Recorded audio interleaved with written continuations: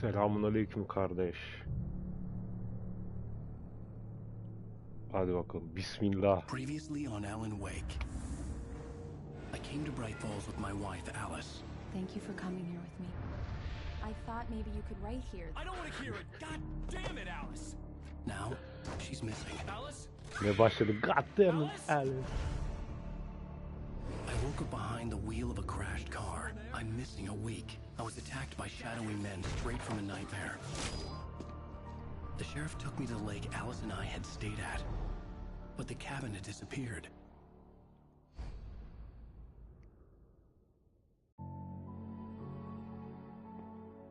Hayda.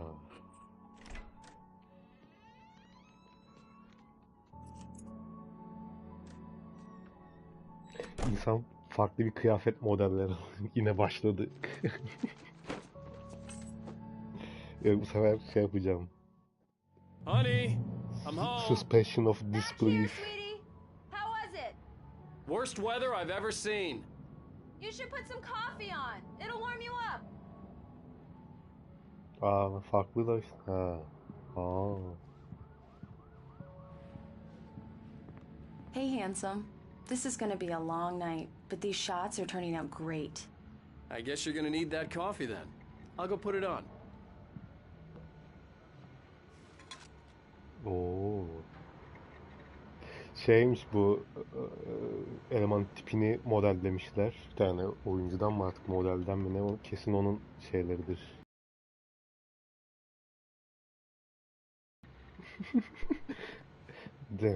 Bu ama şey Hank Moody olacak karizma yok bu elemanda ya. Tipe bak. Ancak switch on the coffee maker. Oha.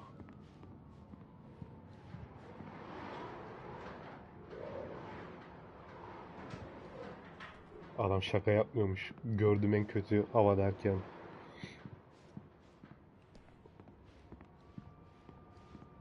O senaryo mu? Bak.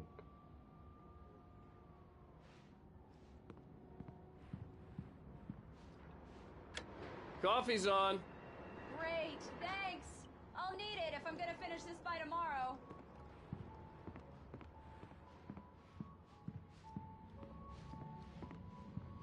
New York, New York. Oh, hey, I just finished those cover mock-ups. They're on your desk. Tell me what you think. No kidding. I didn't think you'd get them done this quickly. On occasion, I can perform all sorts of miracles, my dear. Oh, really? Well, you seemed to think so last night. Damn. Ne yaptınız last night? Examine cover mockups. Where is it? Hala yukarıda gösteriyormuş. Aha kanki yine QR okut bakalım.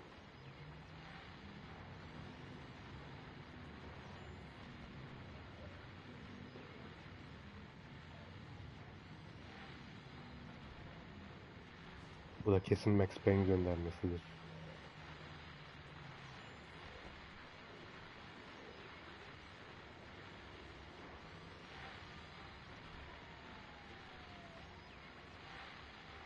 And Alex Cassie thriller.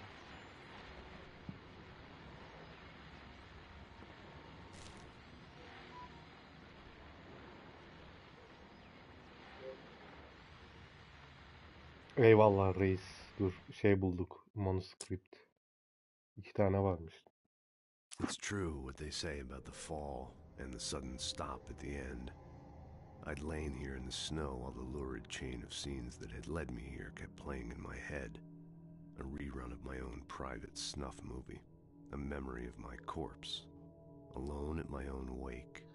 Thinking in metaphors again. The femme fatale was gone. Only a sour taste remained of the kiss that killed me. Şey mi? Alan Wake videoları mı?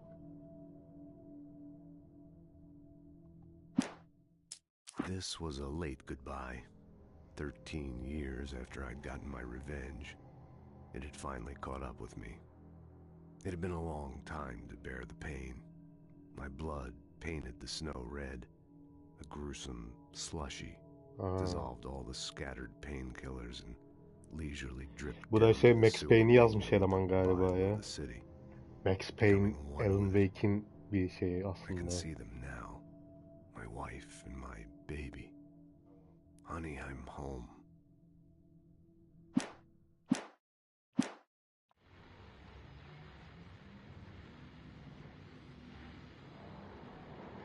These look really good. Oh, sure, until Barry gets his hands on them. Which, by the way, will happen over my dead body. The last time was the last time. Olabilir Oh, and speaking kanki. of Barry, he called. Aha. Alan! Alan, please check the fuse box. Şimdi I'm bir right here. I'm orospu on it, evladı honey. olsaydım Please hurry. burayı 5 dakika beklerdim karı sürünsün diye karanlıkta. I'm right here, baby. I'm fine, I'm fine. Just get the lights back on. Now, please. Ama ben iyi bir kocayım. Hemen hallediyorum karıcığım. Honey, it's a power outage. I've got the flashlight. Okay. Al karıcığım Hi. ışık. You okay? Gözüne I'm tutayım. sorry. It just really spooked me.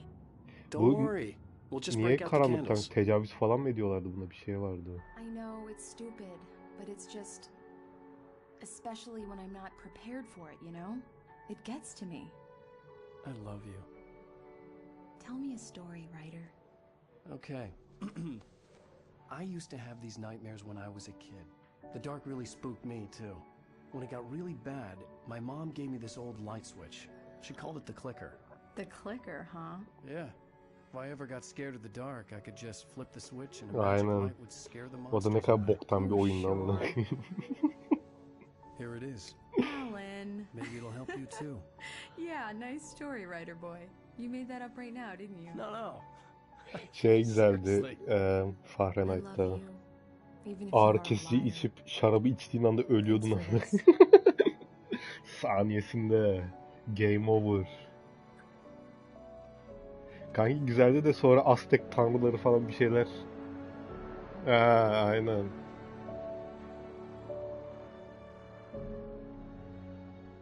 Present day. Karım nerede? How do you feel, Mr. Wake? Any nausea, disorientation, anything like that? Mr. Wake, how are you feeling?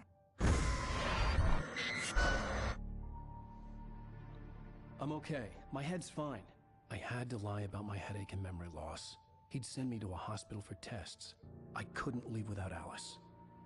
Very well. I don't think you have a concussion, but you've obviously been through quite a shock. You should take it easy for a couple of days. Thanks. O cutscene niye böyle çok Well düşük then, ya? Mr. Wake, we're done Şarkı here. sesi. If the pain gets any worse or you experience any other symptoms, you should come see me. I'll let you get on with it then. Sarah, Sheriff Breaker, is waiting for you. She's very good at her job. I'm sure she can locate your wife in no time. Doc Nelson was the image of a small-town doctor. Sheriff Eleman Breaker had balık called him to tutmaktan the gelmiş. station to take a look at the cut in my head. Derken balık burada mı? I'm sorry you had to cut your morning fishing short for this, Doc. Oh, she's a beauty, ain't she? Not the biggest I ever caught, if you can believe that coming from an old fisherman like me, but she's right up there. Now, she's a largemouth bass, which is what you're after if you prefer a lure. Now, if you want either trout or salmon, on the other hand, then it's fly fishing for you. You a fishing man, Mr. Wake? Oh, doesn't really matter, I suppose. But it can be very relaxing out O there. old school bu. You Gazete can't get me kağıdına off the water this time of year. Closest thing to heaven. I'll take your word for it, Doc. doktorun ne dediğinden anlamamış bir şekilde yoluma devam ettim. Etrafta termos ve manuskript arıyordum.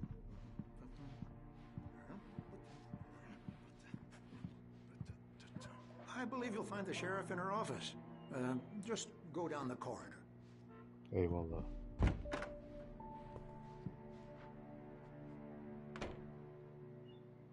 Şu Twin Peaks'te ne diziymiş? Lights, Miss Weaver. Everything seems to be fine. I don't have the luxury of being complacent. Aha aynı kalıyor. The bulbs will need changing soon. You can't change them in the dark. I'll be sure to take care of it, Miss Weaver. Have a nice day now. Very good. I'll come back later on to remind Ne you, just in okşuyor lan o? case. El feneri mi? Mr. Wake, the sheriff is waiting for you in her office down the corridor. Ben de izledim de That was Cynthia Weaver. çok pis I guess you unuttum. can call her the town eccentric. She used to be the editor Çok of the down bir local zamanında newspaper, denk but she's geldi. focused on other things these days. Ama o daha She'd deminki fit manyak right in karının where I come aynısı from. vardı yani Twin As you can Peaks'te. see, she's a little obsessed with maintaining the light bulbs of the whole town, refuses to step on shadows, things like that. Back in her day, she wrote about all sorts of weird things in the paper. Bright Falls has a colorful history. Of course, Tam what small sızmalık ama town ya. hasn't? Güzel dizi ama. Tavsiye ederim.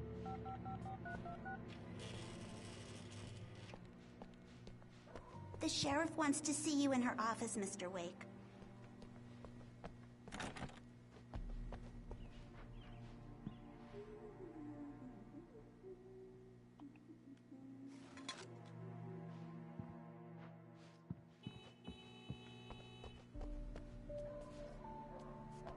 Ben de test etmek istiyorum ışıkları.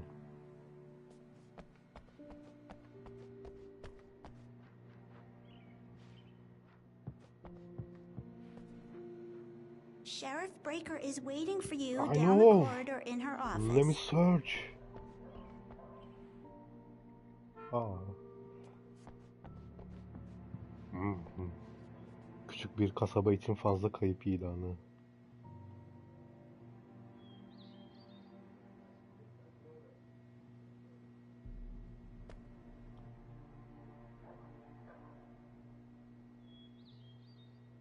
Identifying features. Güzel.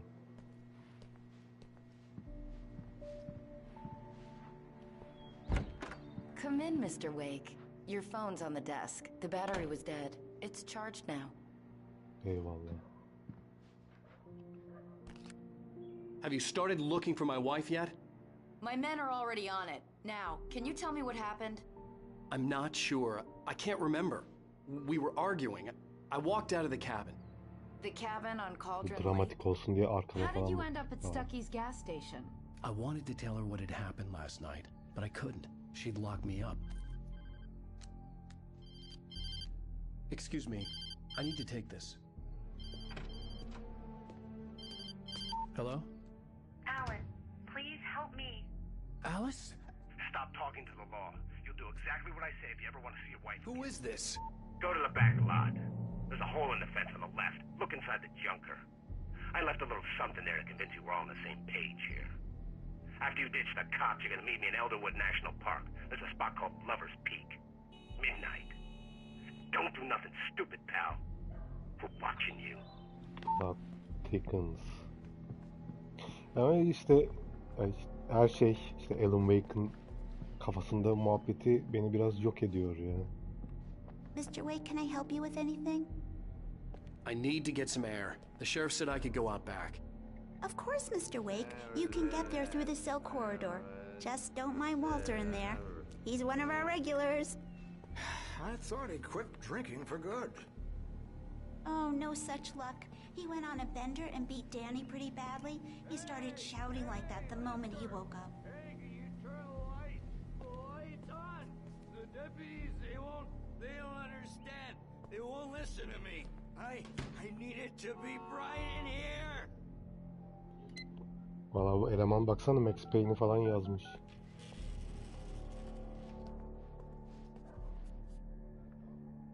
Hey you! Can you help me? Can you turn the lights on? Hadi yakalım. Thank you, man, thank you. Hey, you're all right. You're a good guy. Don't let anybody tell you different. You know, I shouldn't even be in here. The cops, they got it all wrong. See, Alan Wake'de tam bir ne diyorsun amına koyayım I bakışları beat var. him up, but I wasn't drunk. I mean, I wasn't drunk at the time. I only got drunk afterward. Okay, listen. Listen, you gotta listen carefully Öf, now. dinlemeyeceğim seni ama. That wasn't Danny. No, sir. It only looked like him. You wanna know who it really was? I'll tell you who it really was. It was a goddamn space alien! Yeah. The early morning light hurt my eyes and made my head ache. The man on the phone had said, go through the fence on the left. In spite of its human mask, to describe the dark presence as intelligent would have implied human qualities on something decidedly inhuman. Nonetheless, it found the one spot in the diner that was dark enough. Some light spilled into the corridor, ravaging it. But it took the pain. Horrible as it was, the writer would soon fix that. He would be coming to the one place where it still had power.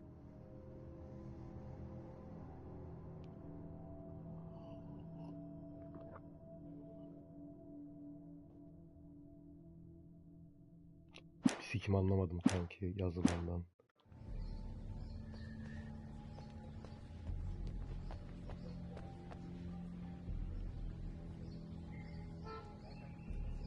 Oo. Orada bir collectible. Aha. The caller had told me to find a hole in the fence behind the police station. There was something for me in an abandoned car.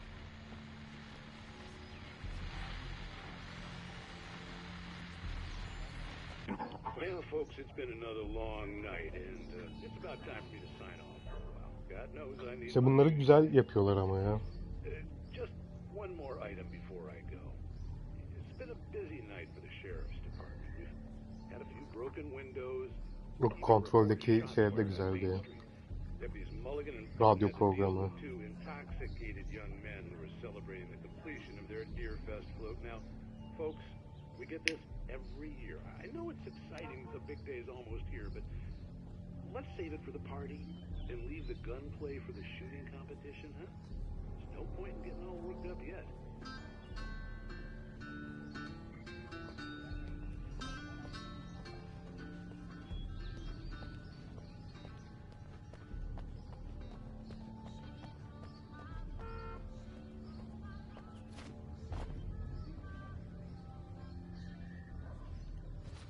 Ya nasıl geçeceğiz? Aha.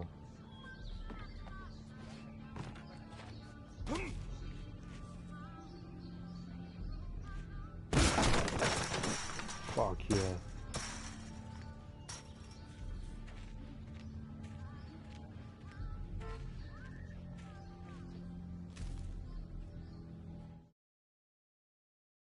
Uh-huh. The kidnapper fired his gun one last time, and the shadow vanished into the darkness it had come from.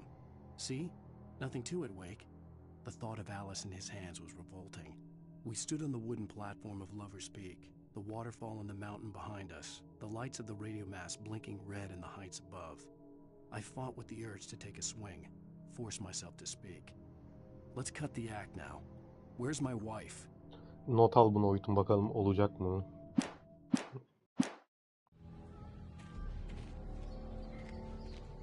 Alice's driver's license had been placed on the front seat. The caller meant business.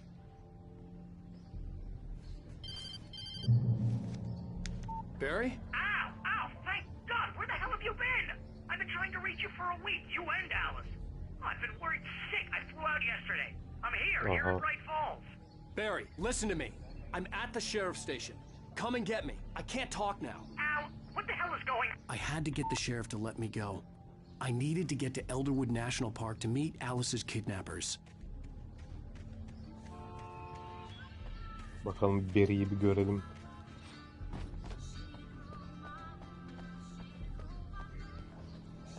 Karımızın potansiyel tokmakçısı. Barry mi?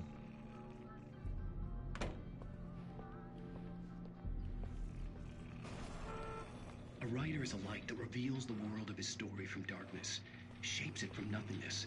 The way a sculptor carves a statue from a block of granite. If I stop, the world I'm making dies. Darkness will reclaim it. It's a long, hard journey into the dark. Alice's life is at stake, but I can't think about that, or I'll lose it. The dread lingers at the edge of perception. I'll push on. Anything is possible here. I'll write the story. I'll save Aslında her. Alan Wake şu anda televizyonun içinde değil mi? Yazıyor buraları yani. Durursa yarrağı yiyoruz.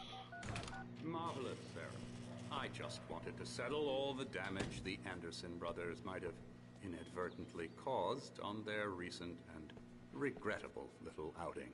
They are not accountable for their actions, of course. I can assure you that my staff has been reprimanded. Tor and Odin never caused any trouble to anyone when they were still living at their farm. Indeed. All we can do is to slow down the progress of their dementia. Are you feeling any better, Mr. Wake? I'd like to leave. Am I free to go? Well, we still need to talk about... Am I under arrest? No, of course not. But I need to know where you'll be staying so I can get in touch with you. I'd avoid the motel. The Majestic is known for its roaches. The cabins at Elderwood are pretty nice, though. That sounds perfect. I'm Dr. Emil Hartman. I'd like to invite you to Shut the stay at fuck up. Cauldron Lake Lodge. Did you talk to my wife? I had the pleasure of discussing your situation with her on several occasions. Did you set something up with her? I invited her here. My clinic is a place where... Oh, hey! Oh, my! Take it easy. Aha. Hey, nobody move. Get your hands off of my client. Who are you? I'm Barry Wheeler, Ay. his agent. Yok If you have kanki, business with bu Mr. elemanda Wake, iş yok you işte. talk to me. You yokels won't know what hit you once I sick my lawyers on your asses. No harm done, Sarah. I'm all right. I don't want to press charges. Mr. Wake, my offer still stands. Get me out of here. What the hell was that about, Al? We don't need a replay of that thing with the paparazzi. I thought they were gonna lock you up. Barry tam bir New I had to York'mış. talk to New someone. York. I told Barry everything. He thought I was certifiable, but when he I'm heard about the walking here. manuscript, I had him. The fact that I'd written something, even if I couldn't remember it, was enough for him. He smelled money. And he believed that Alice had been kidnapped. Anything beyond that was another story. Daha böyle bir I had a şey midnight bekliyordum. appointment Editör. with the kidnapper in a place called Lover's Peak, somewhere in Elderwood National Park. Yeah. To rent a cabin. I don't like it, Al. I don't like any of it. It's not good. In fact, it's the absolute opposite of good. Mr. Wake! Barry, you found him! Hi, Rose. Oh, wow. I was just thinking about you, too. Great. I was just bringing Rusty some coffee. He's on the balcony, looking after Max. Poor thing. I really need to go. Great to see you again, Mr. Wake. Later! Who's Max? Tipe bak. Giydiğin kıyafeti sikeyim beri. What an airhead. Jeez, Mr. Takes a swing at everybody. This is not her fault. She's a very nice girl and, more importantly, a fan. She even has a fan. And she was very helpful when I was looking for you.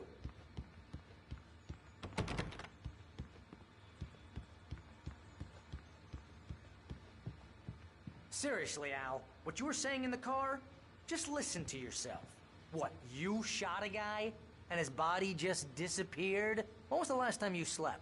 What, are you high? Have you been drinking? No!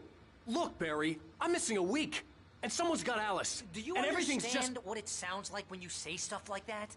Don't get me wrong, it's a good story, could be a bestseller. But when you start confusing fiction with reality, you're buying yourself a ticket to the funny farm. Wait here.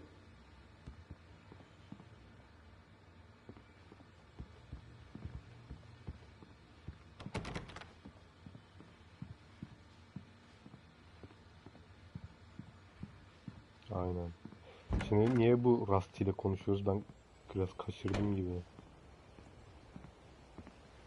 Easy there, boy. I'm almost done. Hey, Rusty, right? You rent cabins. Tamam. Oh, Mr. Wake. Şimdi I'd shake your hand, but mine are kind of full here. Actually, I'm sorry about this. Would you mind grabbing the registration form from the desk? It's just across from Bucktooth Charlie. Okay, sure. What happened? Crazy poachers. Max here got his foot caught in a trap. They're illegal to use here. Hell, you're not supposed to hunt within the park at all. But that doesn't stop some lowlifes. Hell, at least Max is gonna be okay. He got lucky. Max is still groggy from the shot I gave him, and I'd rather not leave him alone just yet. The form's on the desk across from the mammoth skeleton. Seriously, Al, you can't just go and meet a kidnapper. Those situations always end up in disaster. You gotta talk to the cops. She's my wife, and it's my call. Can we talk about this later? No. This whole thing... Listen, you hit your head. I mean, geez, Al, come on. You gotta understand how crazy all this sounds. If you're trying to pull a joke on me, freak me out, it's working. Ha ha, let's have a laugh on Barry. Well, you had me going there real funny, Al. You can quit it now. Bu Barry'i de vurabiliyoruz mu ya? Seni sevmedim adamım.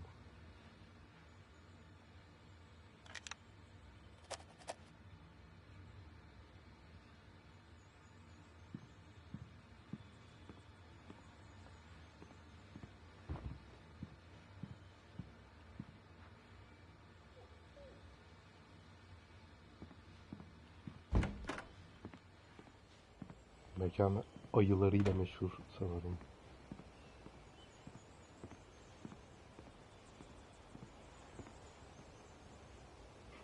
Köpeğe veriyoruz formu. I think this is the form you wanted.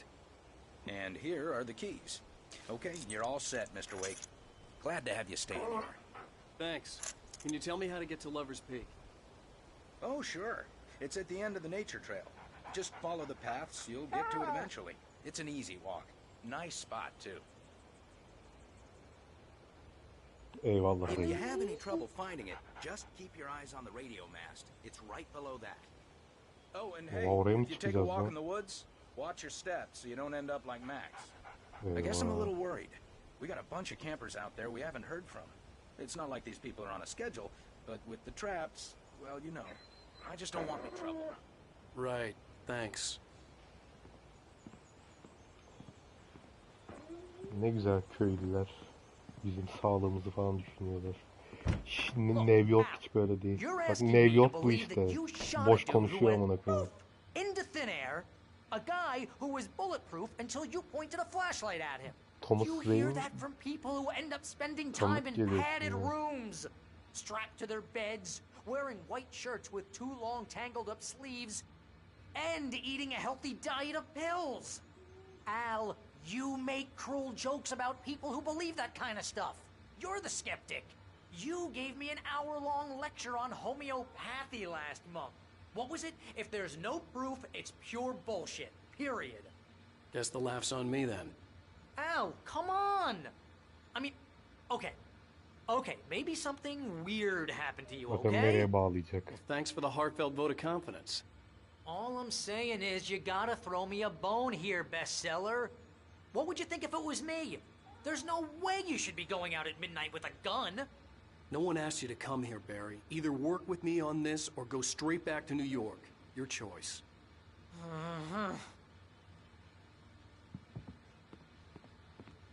Yere bağlama. Boş konuş. Boş yapma Barry. Ya benimlesindir ya değilsindir. That's just crazy talk, Al. Al. Al? We should go to the sheriff or call the FBI. Damn it, Barry, they'll kill her! This is not a goddamn debate, Barry. I'm going to Lover's Peak. He said to come alone. Okay then. I understand. You're my best friend and I'm worried that you're not right in the head. Tell me what to do to help and I'll do it. You stay here, and if I'm not back by morning, call the cavalry.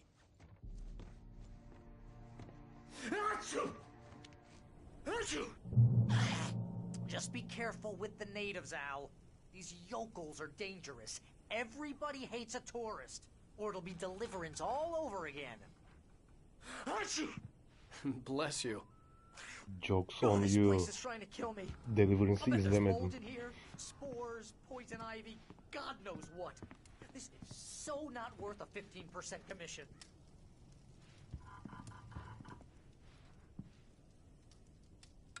Real funny, Al.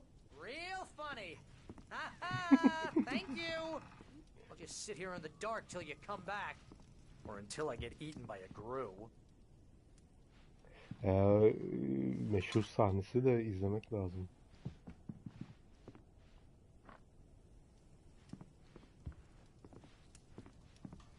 Tecavüz sahnesi varmış bir de galiba o.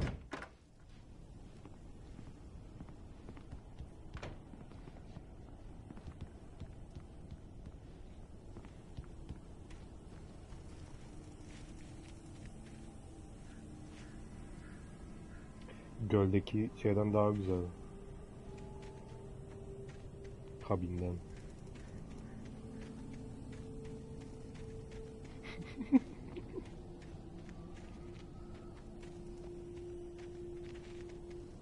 Şey mi? Gerçek Amerikan köylüsünü orada gösteriyor. Banjo çalıp tecavüz ediyor.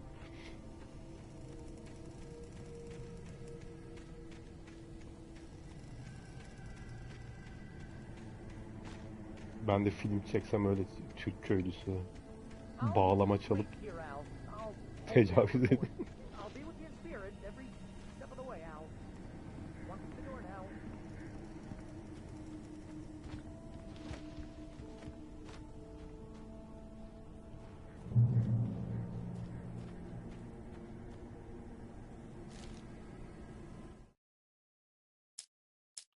Aa, bir tane kaçırmışız.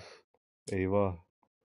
Barry had never gotten along with Alice, but he knew Alan loved her with an almost frightening intensity. And now something had happened to Alice. And here was Al armed with a gun and saying things people got put in padded cells for. It was as if his friend had experienced a massive psychotic episode and was now totally disconnected from reality. It scared the shit out of Barry.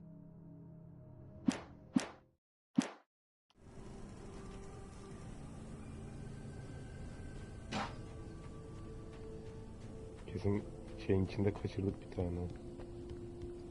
Odanın içinde. Ayda.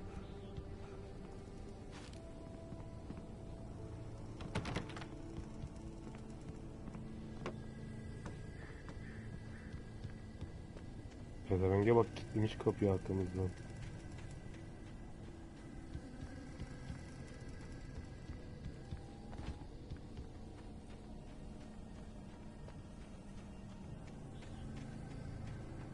I knew I should have gone to the cops. This wasn't the smartest thing I'd ever done, but I was still angry with Barry for trying to talk me out of it. These people had called me right in the sheriff's station. The cops wouldn't scare them, and they had Alice. Onlar kim Alan?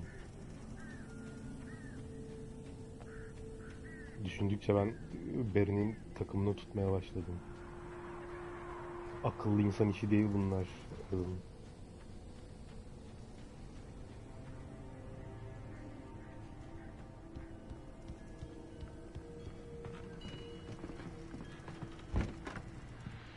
Hello.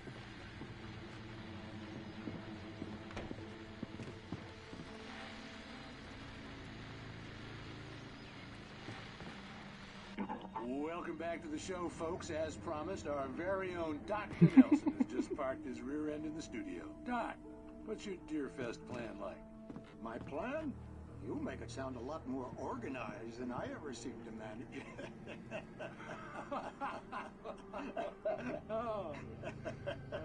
No plan, really. Just Harbi mi lan? in the atmosphere. I'm getting a little too rickety to do much more than that, you know. Oh, tell me about it. No sack race for us older gentlemen, huh? Benimle oyun oynama oytuuuunc. Yes, exactly, Pat. But I'm going to check out the parade, of course. And I'll be one of the pie contest Ben bir şey görmedim. Well, that takes a different kind of constitution. Allah Allah. Oh, yeah. It's Tövbe. my kind of exercise. Now, Doc, seriously, you're in pretty good shape, though. You're the outdoors type. I know for a fact you're an avid fisherman. That's right. Matter of fact, just caught a heck of a largemouth bass early this morning. But you're not taking part Ben in de the şimdi fishing karanlıktan contest? korkmaya başlayacağım. No, not this year. See, Pat, I'm just not that competitive anymore. Burada ne güzel radyo dinliyordum. Doktor yakaladığı balığı anlatıyordu falan. It's no fun if I need to worry about what I'm catching, you know?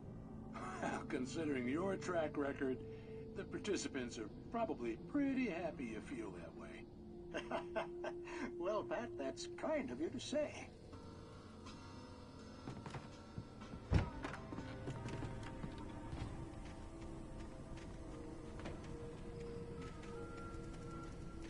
Gerçek nedir ki? Gerçek su gibidir. Koyduğun kabın şeklini alır. Allah.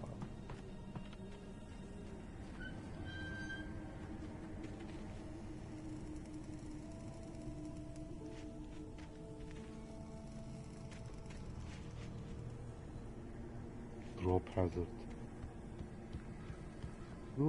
Watch. No.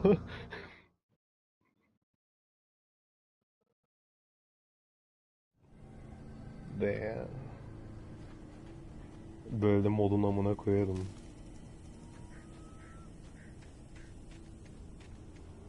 I knew I should have gone to the cops. This wasn't the smartest thing I'd ever done, but I was still angry with Barry for trying to talk me out of it. These people had called me right in the sheriff's station. The cops wouldn't scare them, and they had Alice. Ha dur şimdi bakacağım bakalım geçiyor mu bir daha.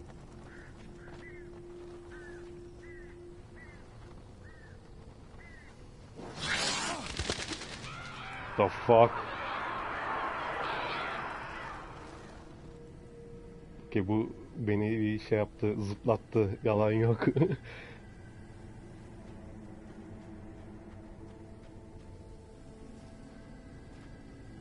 The fuck was that?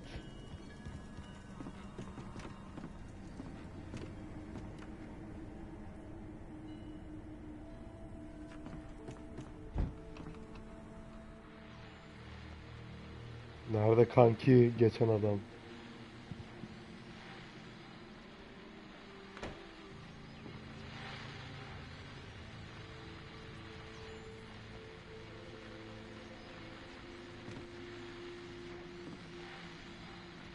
Welcome back to the show, Kimseyi folks. görmüyorum As promised, Oytuuuunc. our very own Dr. Nelson has just parked his rear end in the studio. Doc, what's your Deerfest plan like?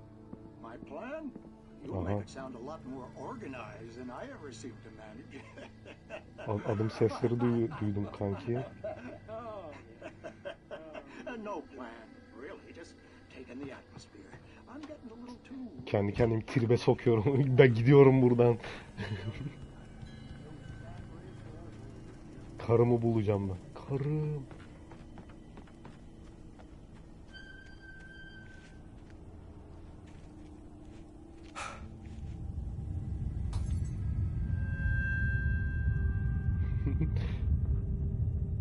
Evet, ufaktan zehir vermeye başladı oyun ya.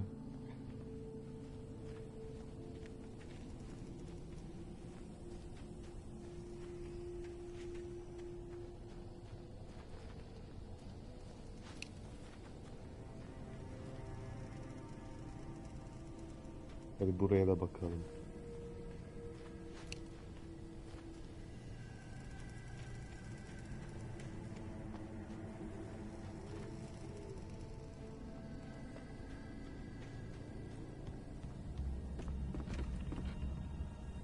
Aha.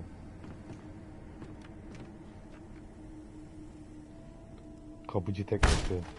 Ne oluyor lan burada?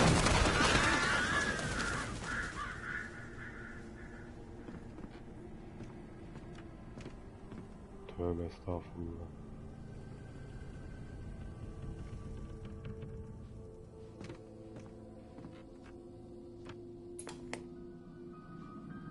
Aha, en sevdiğim program. Crime and punishment. The cancer and cure of civilization. But some crimes are impossible to punish, especially in Night Springs. Tonight's episode, The Man in the Mirror.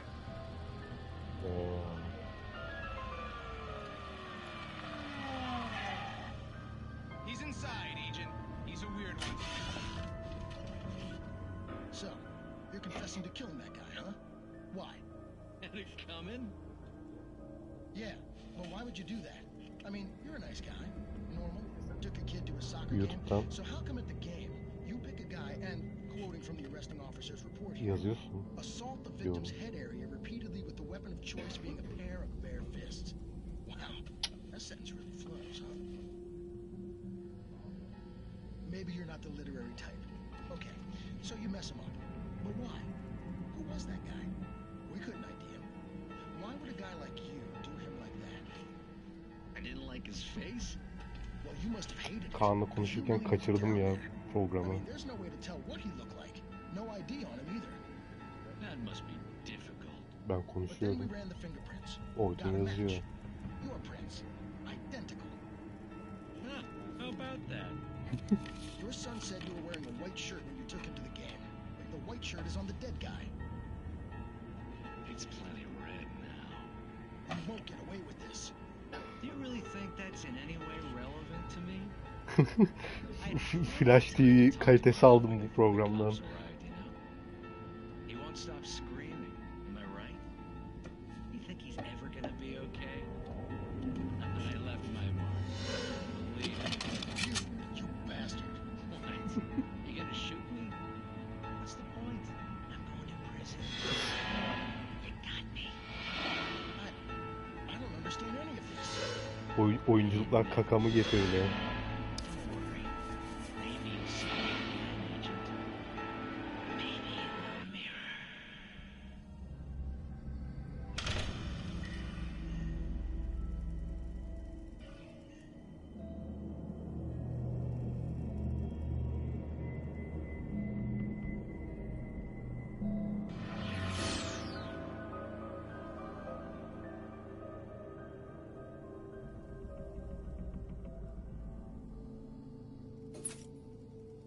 Evet, kaliteli bir programdı.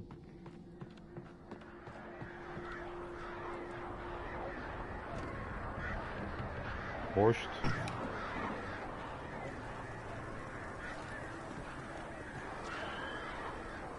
Aha.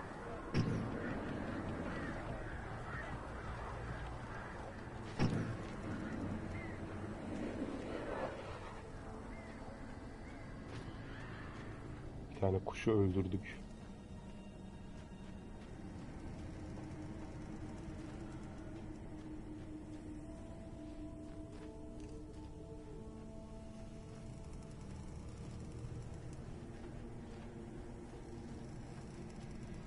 I don't like this.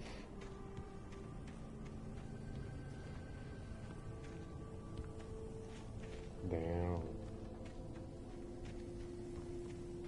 Bir hayvan beslemeye $100.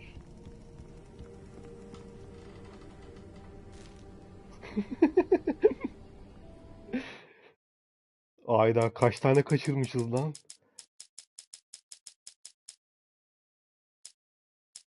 Rose knew that Rusty was in love with her, and she liked him too. She liked him a lot. He taught her to dance, and life had certainly taught her the value of a man who was gentle.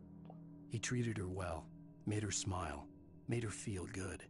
But Rusty wasn't the prince of her dreams, and that tended to underline the unbearable truth. She was no closer to that Hollywood magic than he was.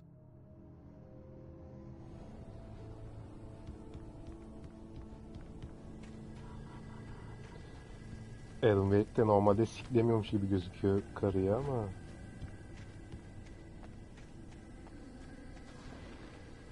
The fuck?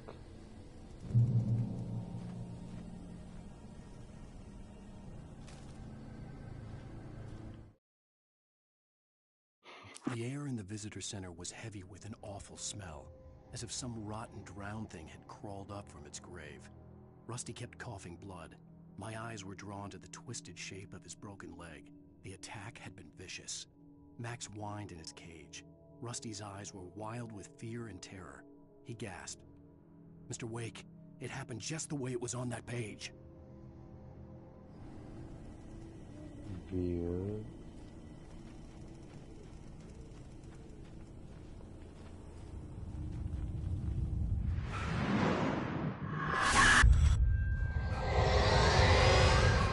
The vision left me weak. This was no head injury.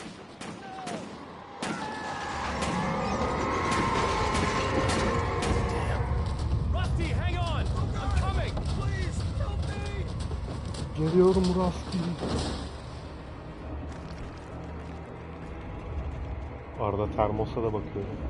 Ama geliyorum. Anybody? Help me! Help! Help me! Can you hear me? Anyone? Please help! Help me! Hello? Back here. I'm back here. Hey, please help me. Oha. Mr. Wake? Oh, hell. It happened just the way it was on that page. I found. Came true. It knew. So dark. It'll come back for me. You must... The lights. In the office. I have the key. Okay, Rusty. Hang on. I'll be right back. Whatever did this couldn't be far. Rusty had found a page from the manuscript. It would help me understand what had happened. All right.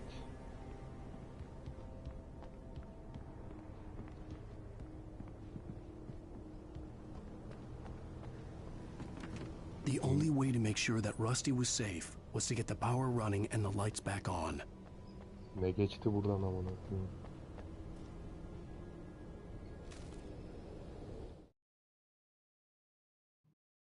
The visitor center was sturdy, but the impact turned the front of the building into splinters.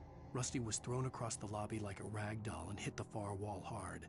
It didn't hurt until he tried to move and saw his leg bend the wrong way, felt the broken ribs stabbing him on the inside.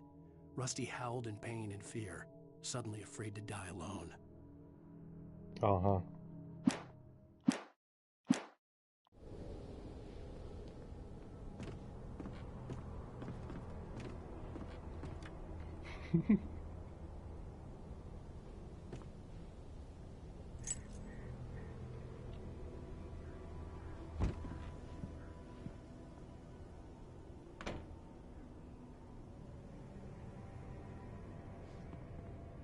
Etiketin gölgeye bak.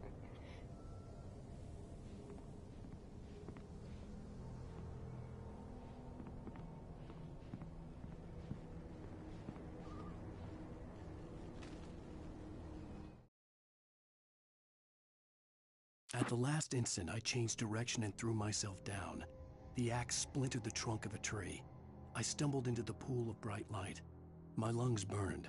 I was too exhausted to move. I tensed as I waited for the killing blow, but it never came. I raised my head. Nothing moved in the darkness beyond. For the moment, bathed in the cold light, I was safe. Bir de share please. Büyük kitlelere ulaşmak istiyorum.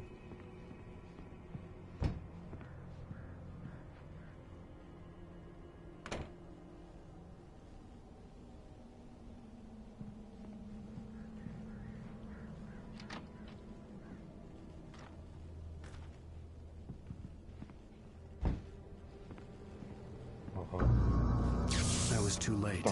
Someone had destroyed the circuit breaker. There was no way to get the lights back on.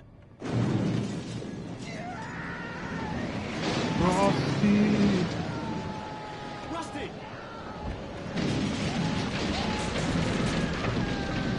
Rusty'yi sikiyorlar. The ground was covered with oily patches that looked like liquid darkness.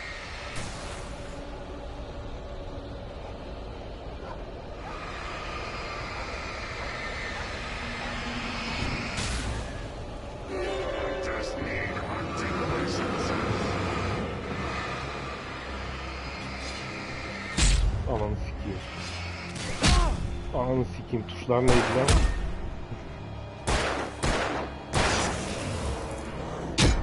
Uf.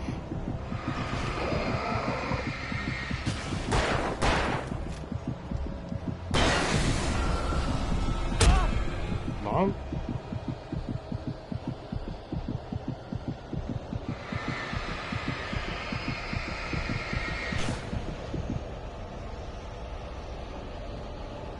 Gidiyorduk vallahi keke gibi.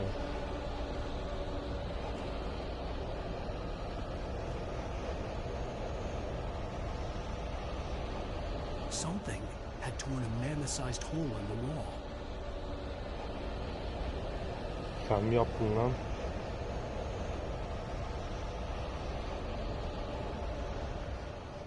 Please don't feed the animals.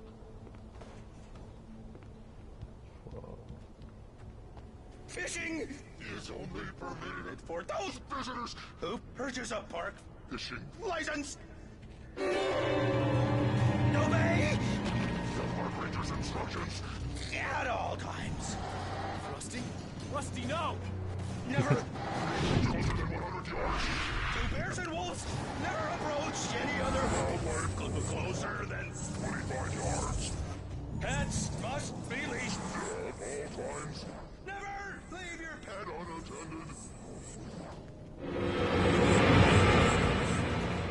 It is against the law to remove any natural objects or historical artifacts from the park grounds.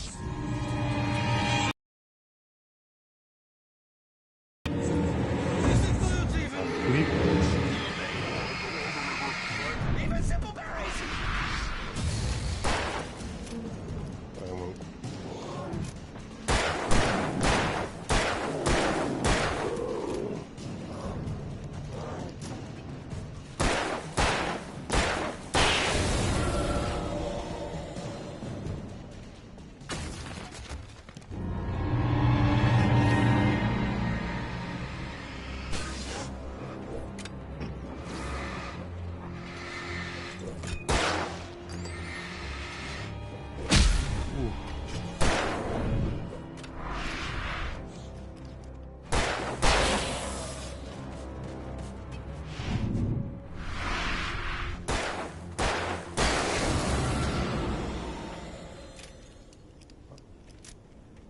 Yazar olabiliriz ama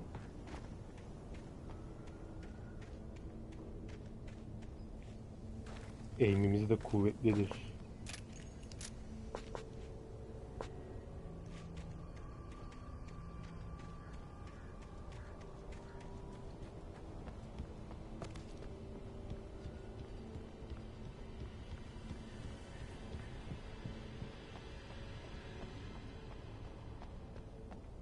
Yok, hepsini geri alıyor ya chapter sonunda. kullanacağız demek ki. Böyle saklayayım sonrasında falan yok.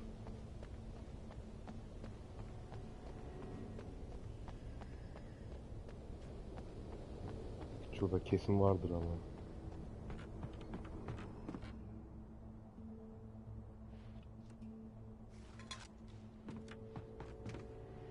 Göt olur.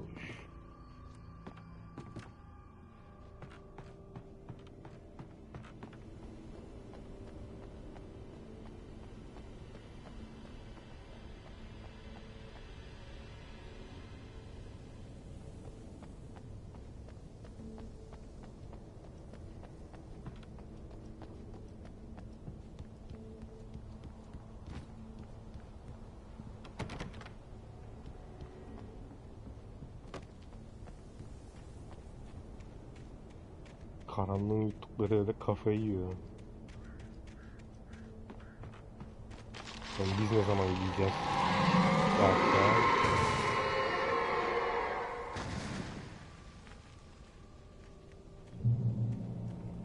Aslında çoktan yemişiz.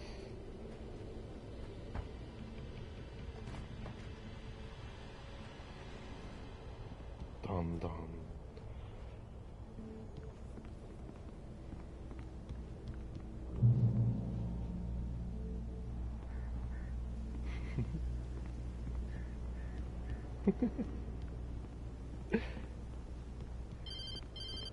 Akıllı adam işi değil bunlar ya. What the hell was that? I saw it from the window. I saw something. Forget about it, Barry. It's just me going crazy. Oh, jeez. Oh, jeez. You're not crazy. I wish you were crazy, but you're not crazy. Al, be careful. Stay in the cabin. Don't open the door for anyone. I mean it.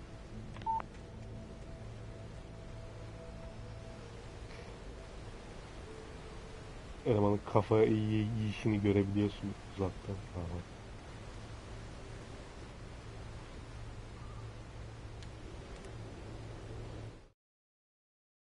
In that last instant of consciousness, Rusty thought about Rose. He was older than she was. Rose was barely out of her teens, but she made him feel young and forget what a train wreck his long-dead marriage had been. He still wore the ring. He'd been waiting for her to tell him to take it off. Now she never would.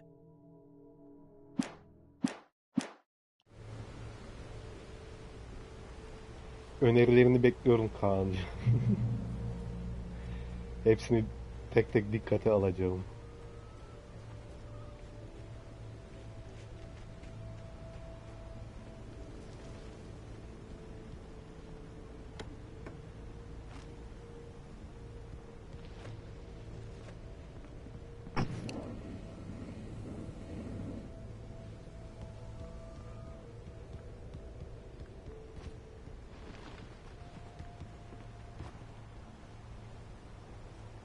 Beni kuşlarla korkutamazsınız.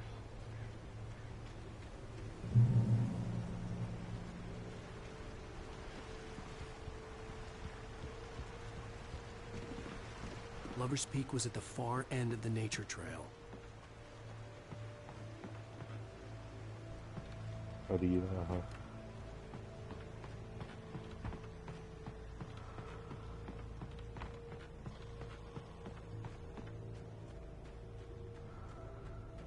Lover's Peak diye geldik.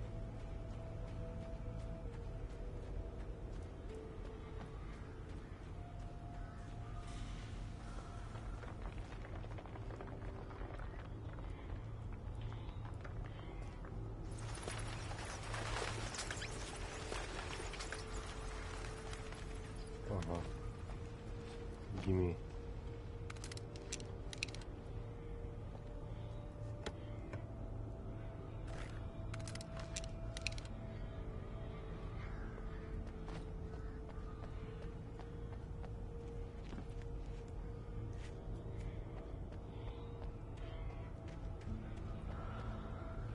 İşte burası da kaçak alkol yaptıkları yer.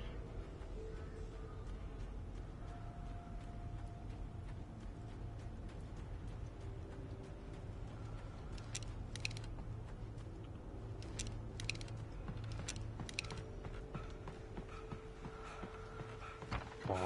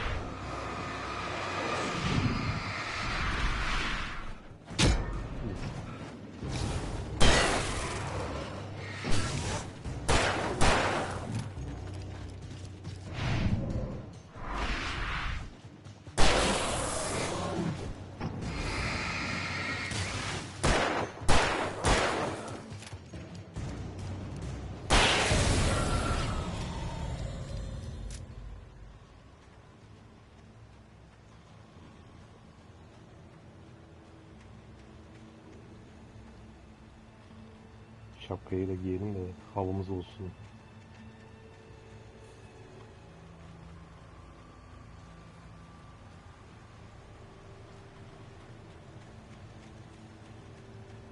Önce...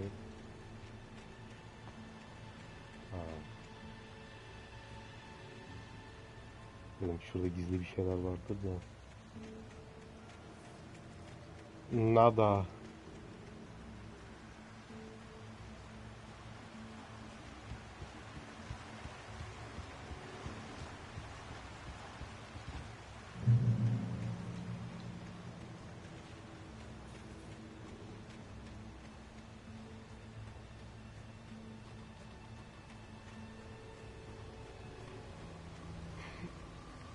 Bu elemanlar Finlandiyalı değil mi?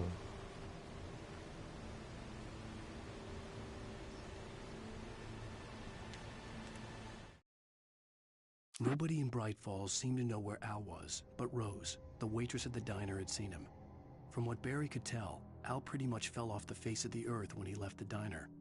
Rose was just the kind of fan that Al hated, but she really tried to help. She was smart too, knew a lot about what was going on in the town, knew a lot about Al, even knew who Barry was. Barry liked her. That was no big surprise. When it came to women, Barry and Al rarely saw eye to eye. Vardı öyle bir tane indie oyun, Sauna'da başladığım Fin yapımı.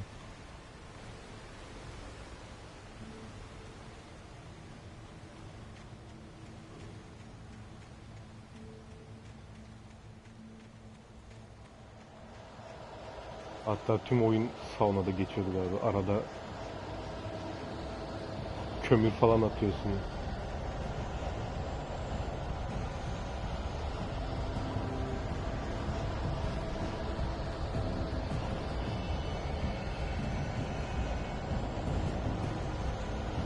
Yine girdik bir yerlere.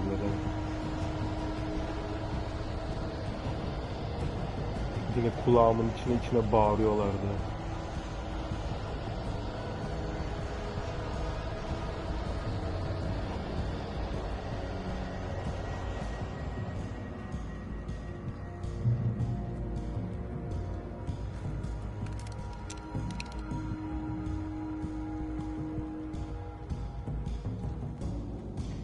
Reis tekerle tutuyor, pompalıyor.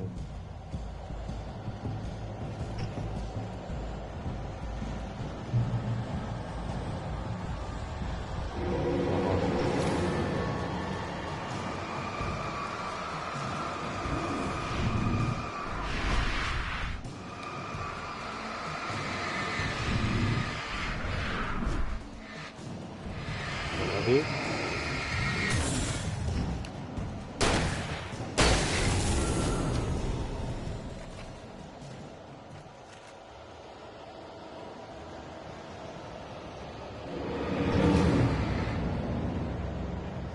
Bundan önce yazmışlar mesleğini. Ay.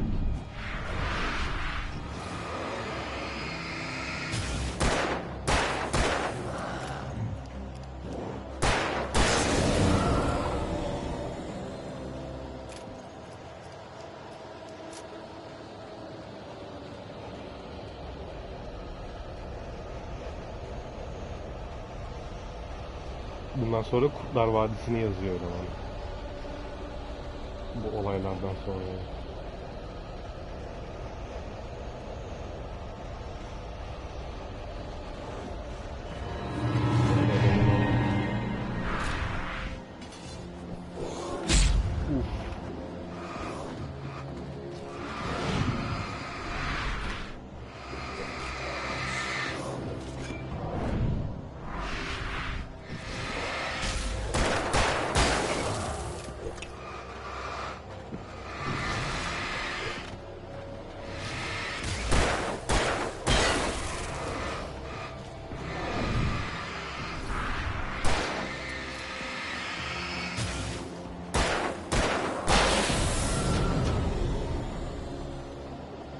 Nasıl olsa boss geldiği zaman falan yağdırıyorlar kurşun. O yüzden sıkıyoruz. Tutmanın bir alemi yok.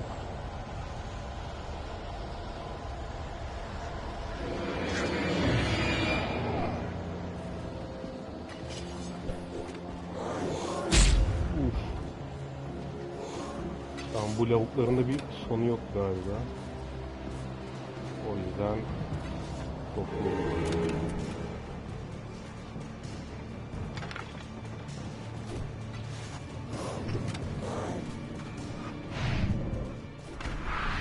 Kandırıldım.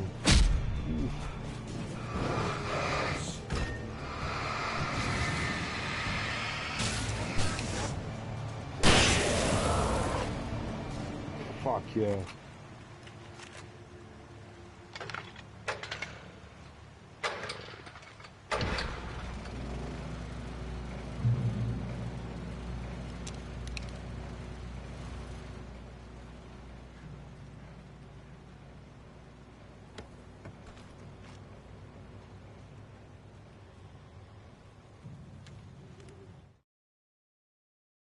I turned the corner, afraid of what the flashlight's beam might reveal.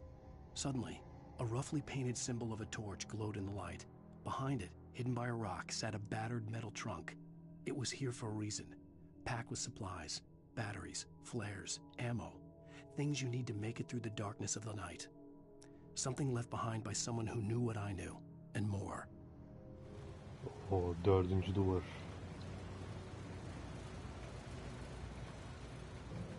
Oyun yapımcıları bırakmış.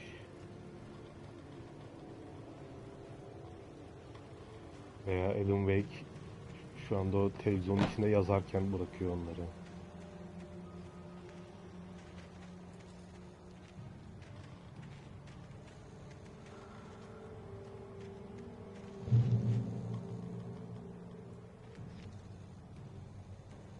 Oh no. Ayıyla kapıştırma bizi. Please.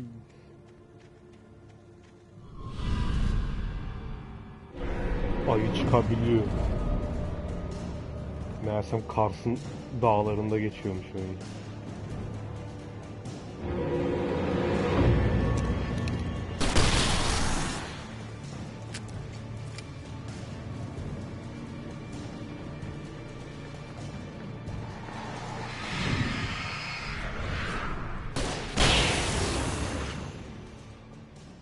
Aa.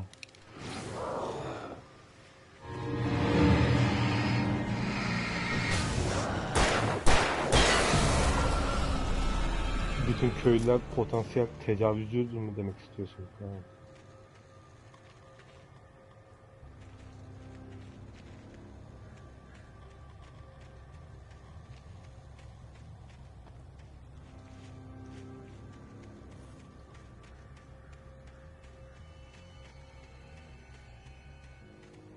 Siren sesleri falan duyuyorum.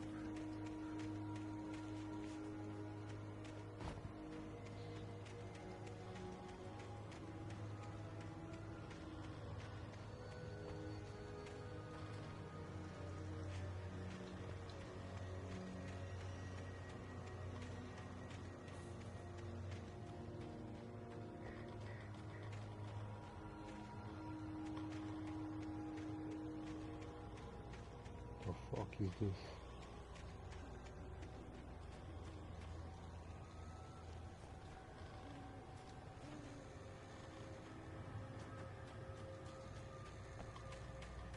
Bize burası girilemez diyecek.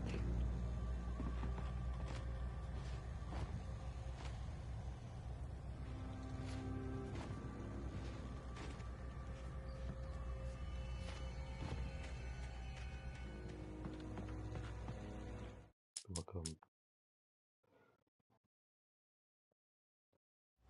Acele ettik.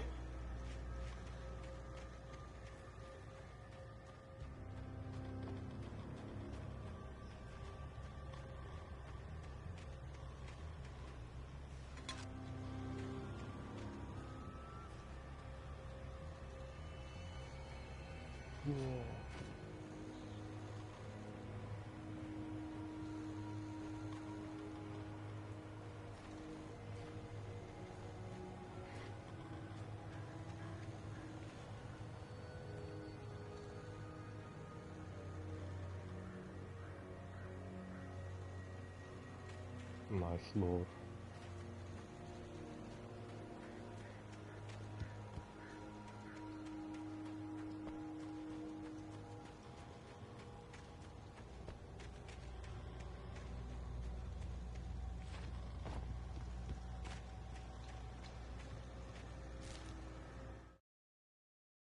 Agent Nightingale didn't want to be in Bright Falls.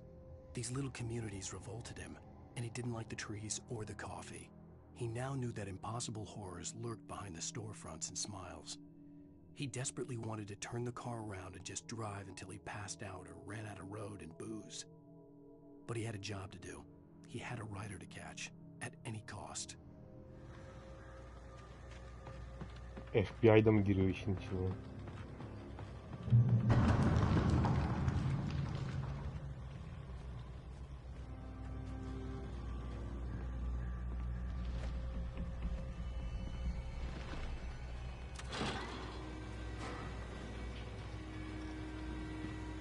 Götümüzü sağlamalıyız.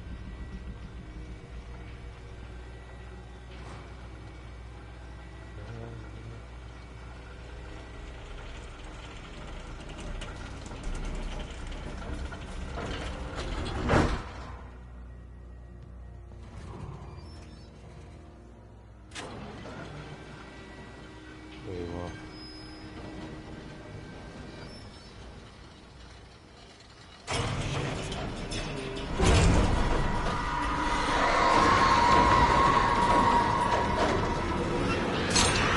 Bir kere de bir aksiyonsuz geçsin ya.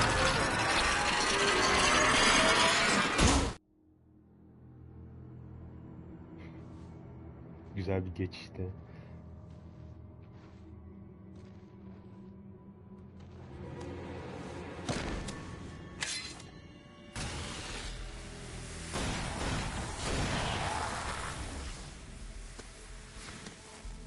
Come on, we gotta get moving. More of them coming. Who the That fuck are flashlight's you? kid stuff. The flares will keep the bastards away.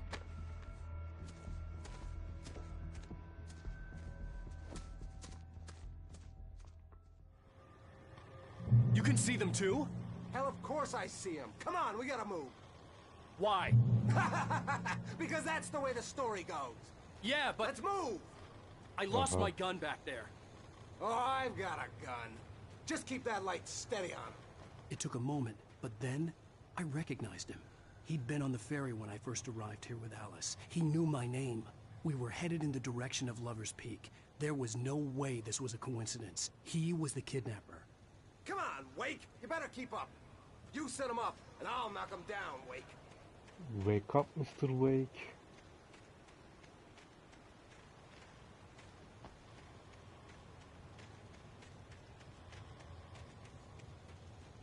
Eleman harbiden Deus Ex gibi geldi.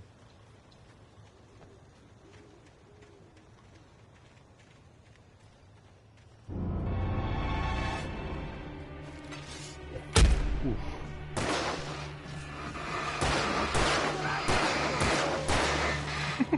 The fuck?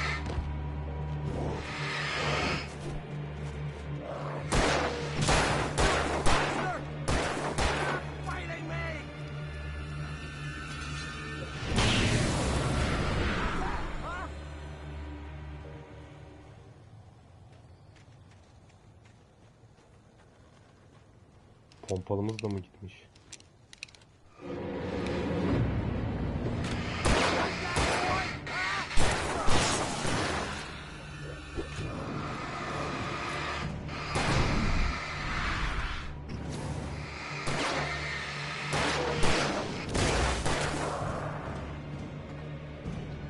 Eleman ateş edince üzerinde bir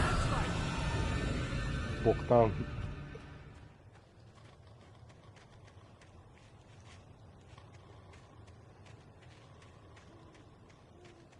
Agent Nightingale sen misin? Feride'ydi diyor ama hiç gördüm hatırlamıyorum bu elemanı.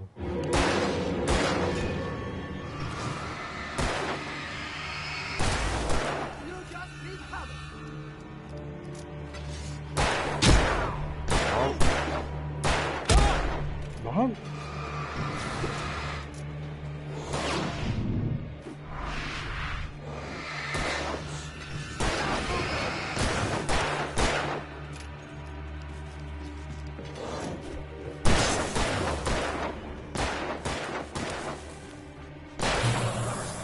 Right up these stairs, Wake. Use the flares from the emergency box to hold them off while I get these boards off. Give me the gun. Yeah, no can do. Give me the Are you gun. kidding? Give me the gun. No time for back talk. Pull them off, damn it.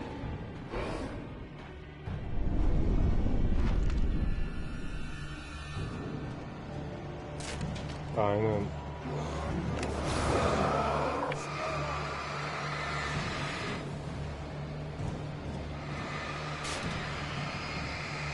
Get some light on those bastards. That'll keep them off us.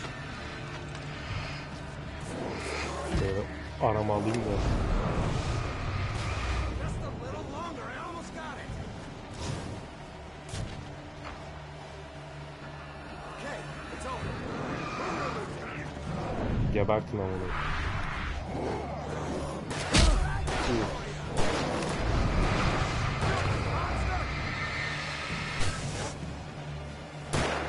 Lan.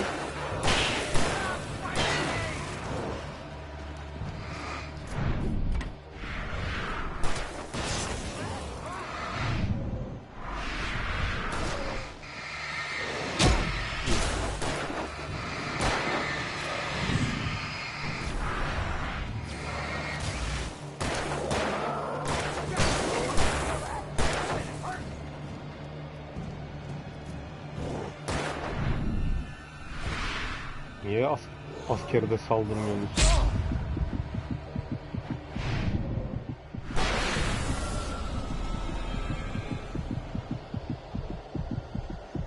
Çünkü o aslında burada değil. Oh, you're feeling better now, Wake. All cozy and safe. Who the fuck are you?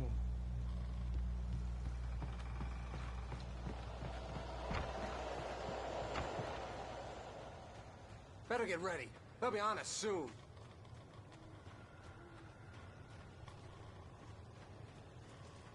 Şurada parlayan bir şey gördüm. Not.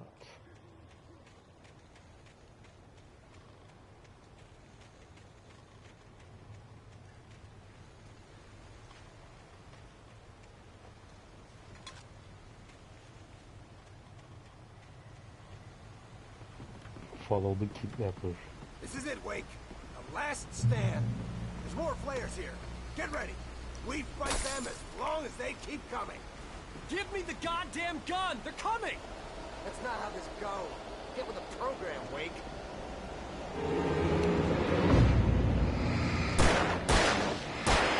Like that, boy! Ah!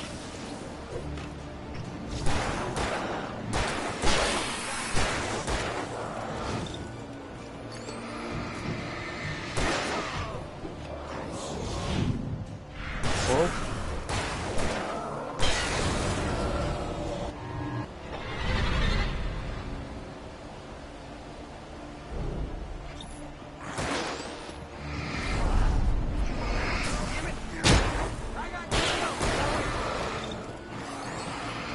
Lan.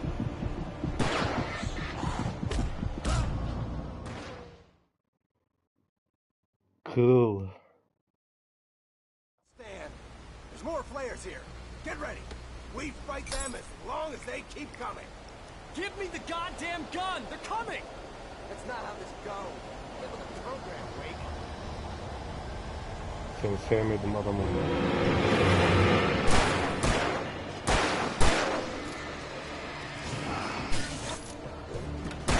Kanka arkamdan geldi lavuklar ya.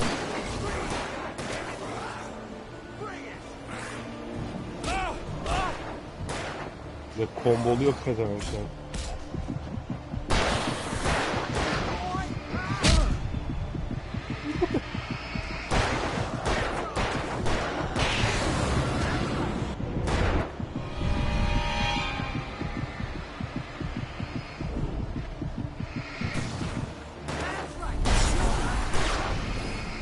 Bak şimdi çözdük mevzuyu.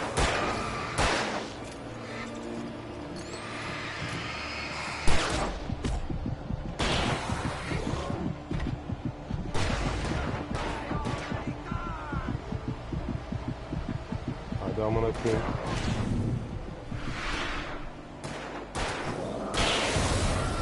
It's a piece of cake, Wake.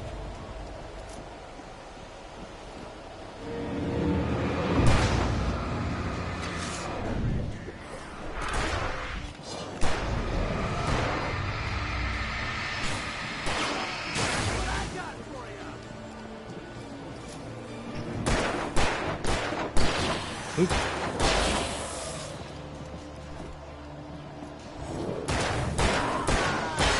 Oha.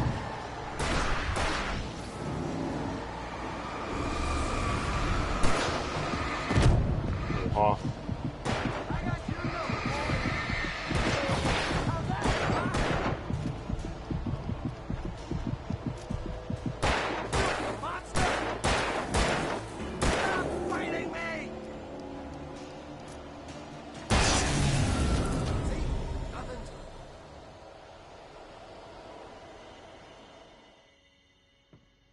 Let's cut the act now.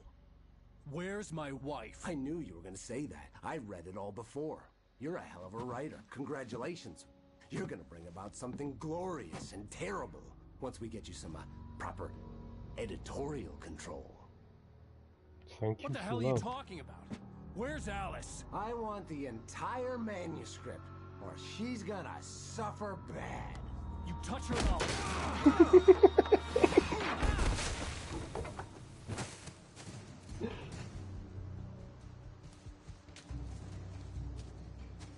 Al silahı, al silahı.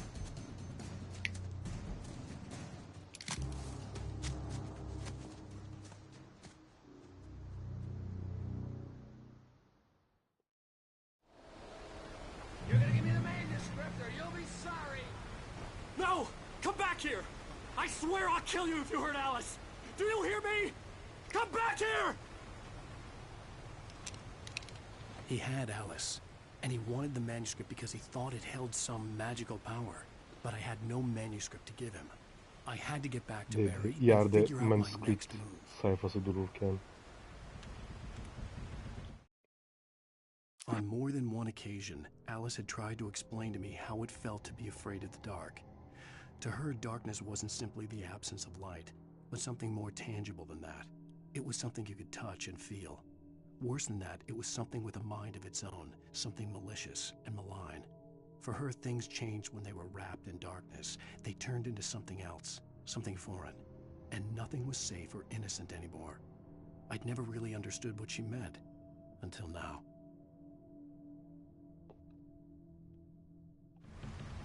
Ah Alan'ım, ah Wake'im.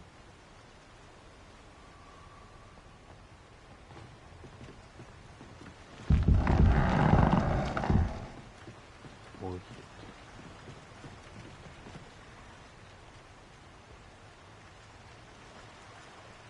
Bekliyordum bir ayı gelmesini ama.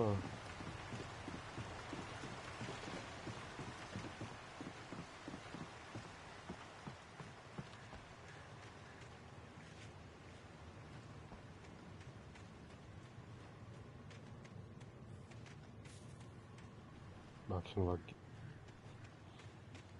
Gaming.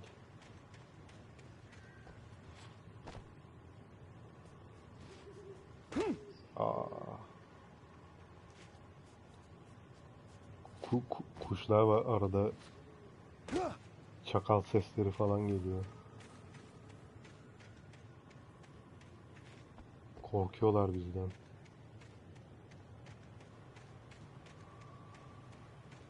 Ve ben düz yolda kayboldum sanırım. Aha. What the hell? Rusty had warned me about these traps. I was stuck.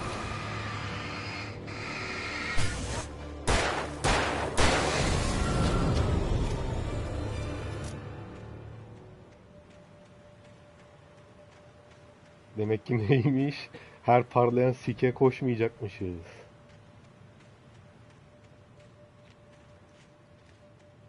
Manuscript sayfası zannettim amına koyayım. Bir sinek gibi yakalandım tuzağa, yazıklar olsun.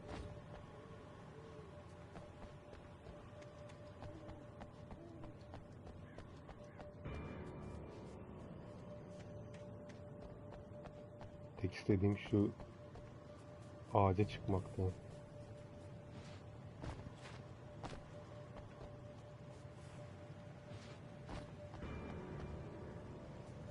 Çıkılmıyormuş. Aynı tuzağa 2 kere düşmem.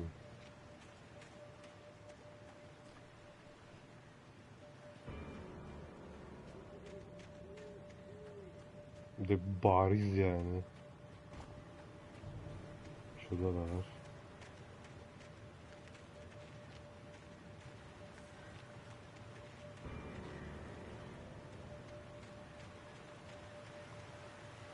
Elemanlar basmamam için elinden geleni yapmış.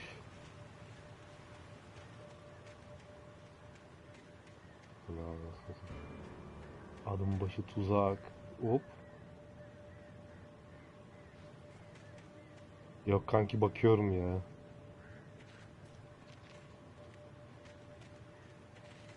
Bir tanesi illaki sayfa çıkacak, orası aşikar.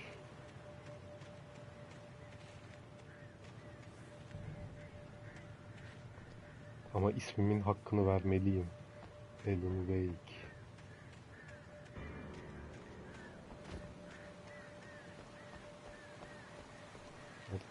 Şurada termos var mesela. Aha.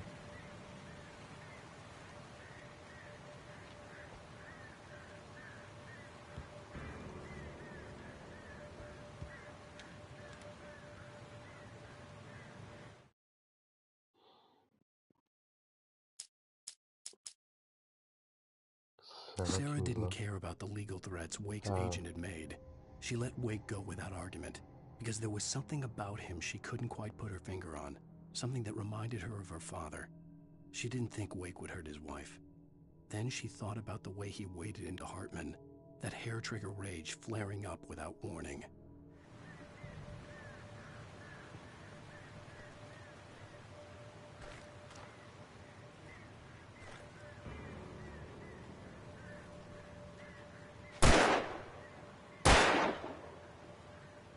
Biraz daha gelişiyor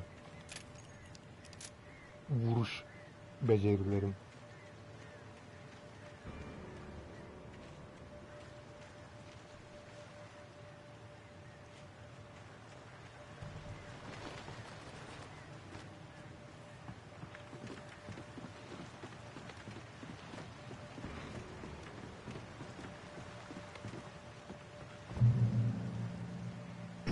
Termosa nasıl gideceğiz ya?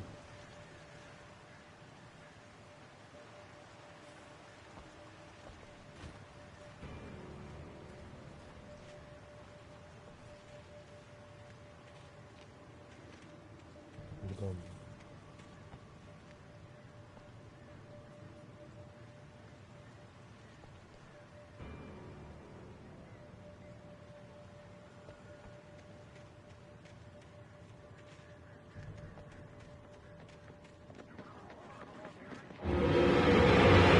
Yemezler.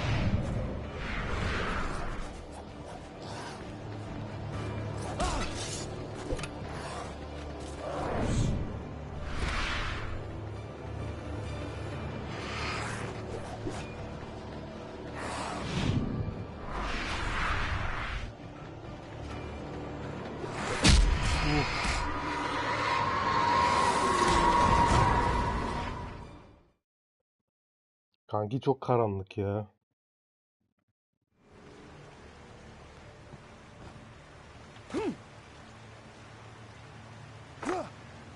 Aha.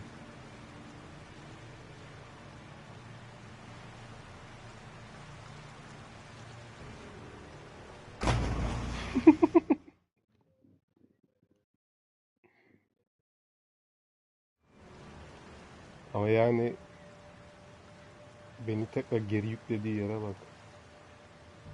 Bir şey demeyeceğim.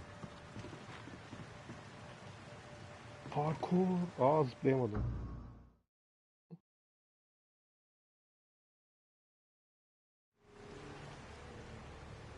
Baksana, tekrar başlattığı yere şurada başlatmıyor yani.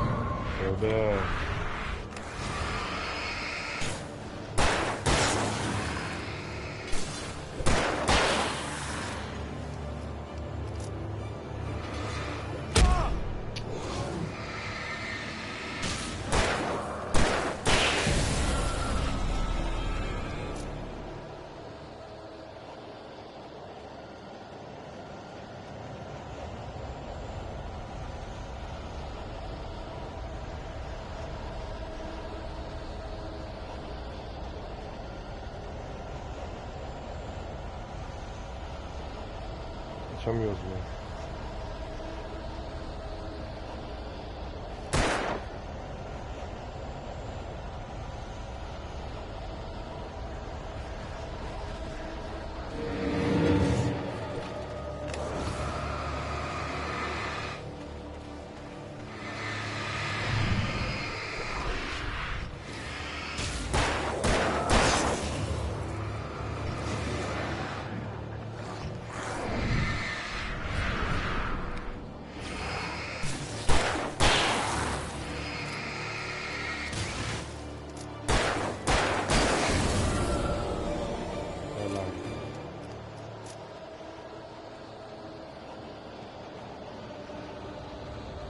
Köylüden korkan köylü gibi olsun.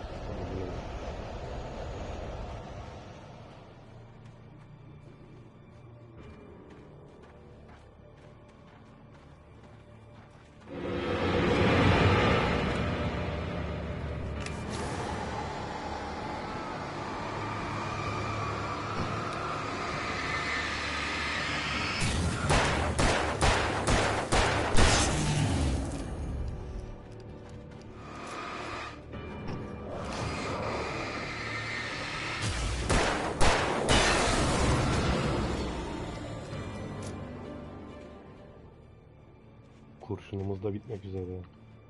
Sıkıntı yok.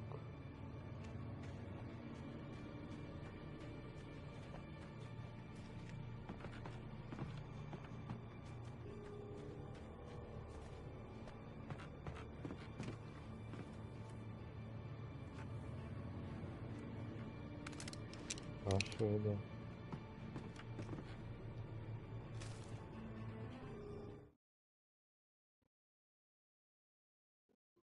The night had been one desperate situation after another. I was exhausted, and my body felt as though it had been chewed up and spat out. The flashlight was heavy in my hand, and each pull of the trigger sent a painful shock up my arm. Not But I was good. finally out of the woods, and things were looking up. That's when I heard the chainsaw.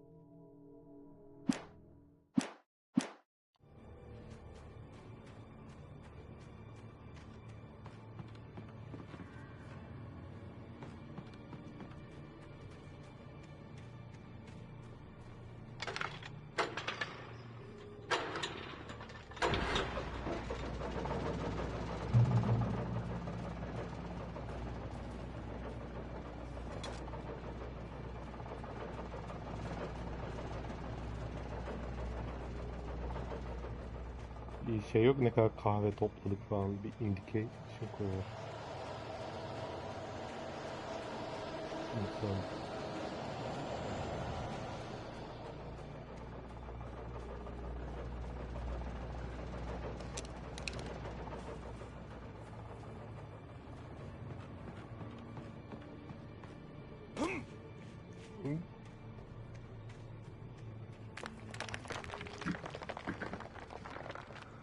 Nope.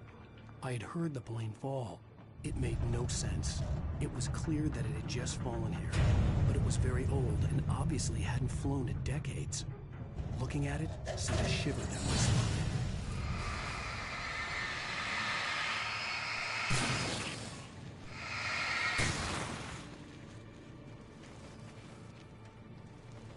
Hemen check it out.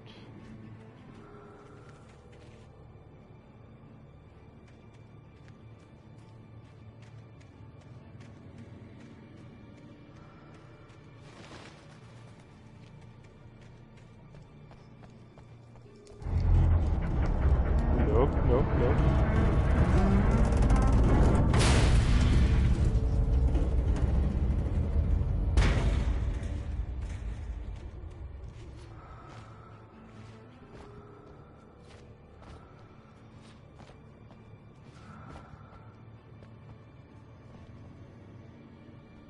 Kesin içinde kalmamız gerekiyordu. Çıkarız buradan ya. Bir sikim yokmuş içinde.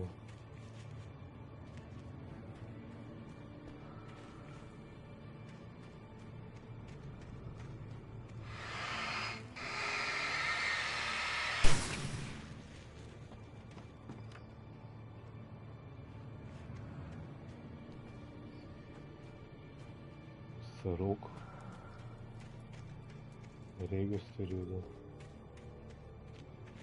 Kaçırdık mı diyorsun içinde?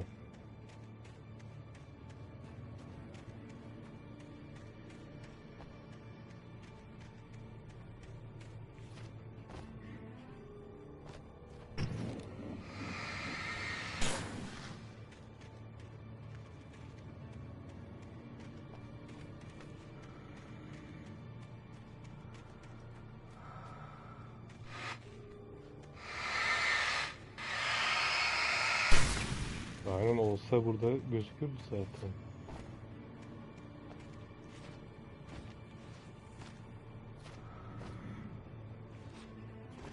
Lan. Ha, burayı gösteriyor. Kanadın üstünde mi?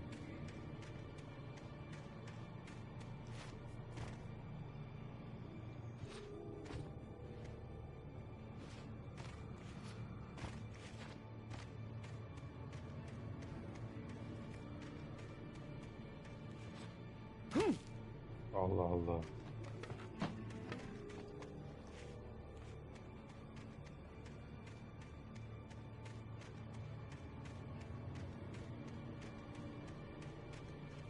Nerede lan?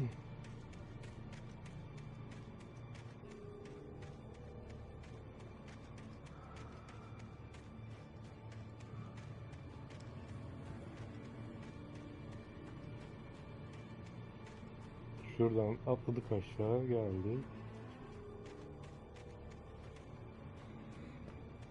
Neredeydi o ilk sarı ok?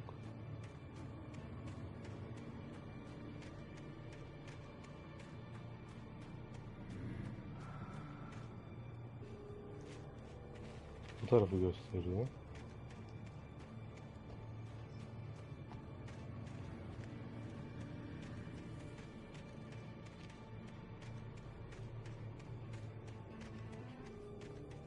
Nothing.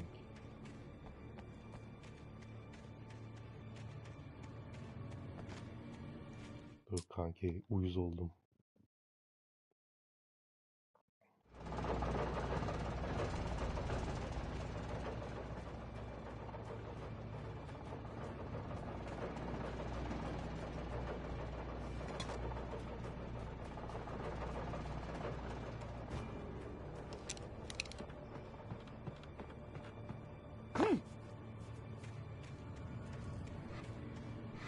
I'd heard the plane fall. It made no sense. It was clear that it had just fallen here, but it was very old and obviously hadn't flown in decades. Looking at it, I sent a shiver down my spine.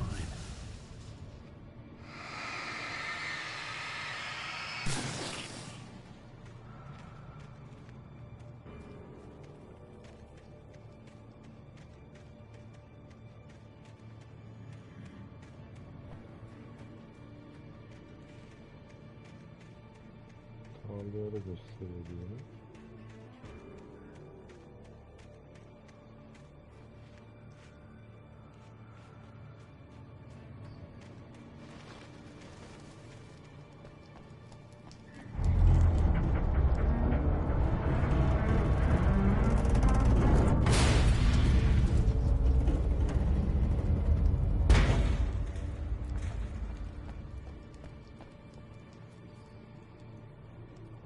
Acaba...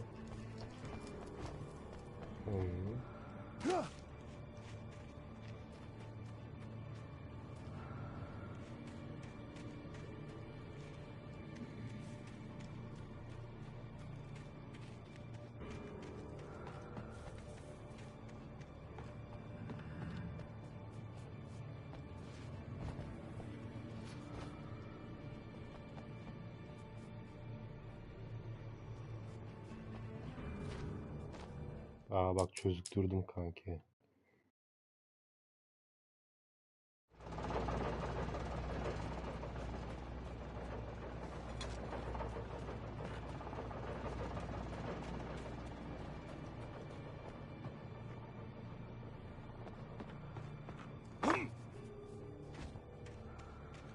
I had heard the plane fall. It made no sense. It was clear that it had just fallen. but it was very old and obviously hadn't flown in decades. Looking at it sent a shiver down my spine.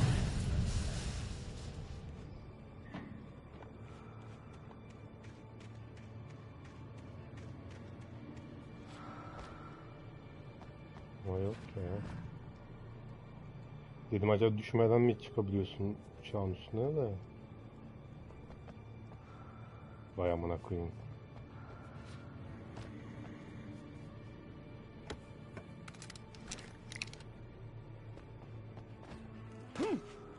Yeterince vakit kaybettik burada.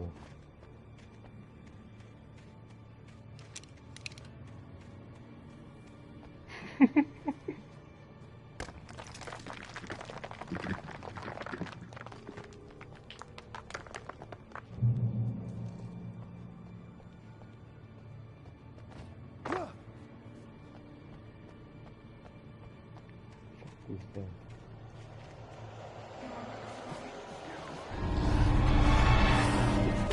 Ya yanını.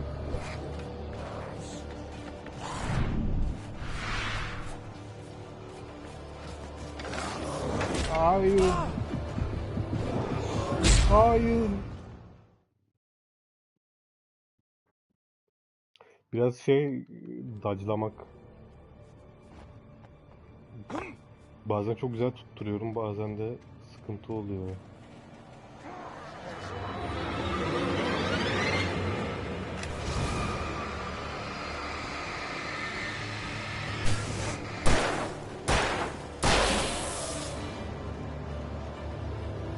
Bizde. Hop.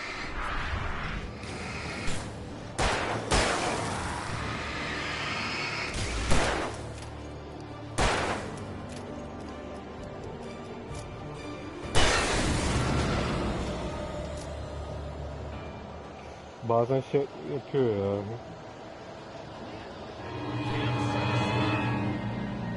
Sokuyor seni. Boktan bir durum.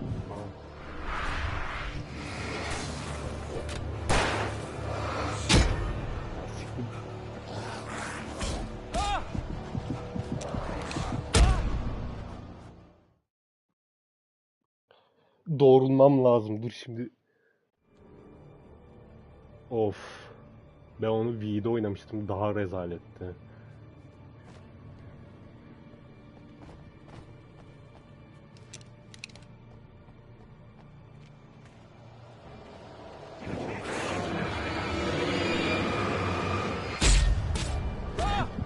The fuck?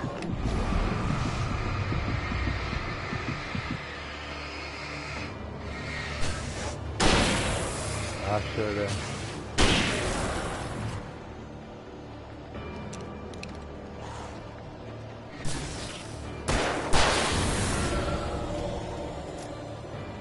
Kaçamıyorsun ama ya.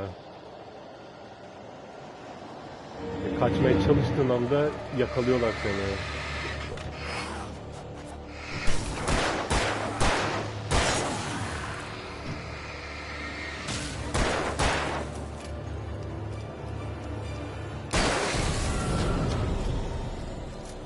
Götü dönmeyeceğim.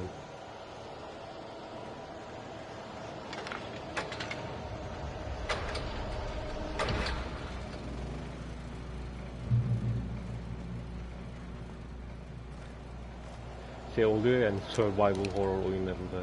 İşte yok. Bekleteyim. Tüm düşmanları öldürmeyeyim. Yok. Yapıştıracağım. Yok, kurşunlarımı saklayayım.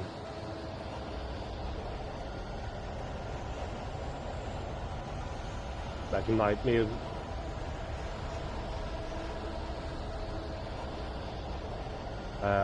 o fazla sıkıntılı kanki ya. O beni aşar.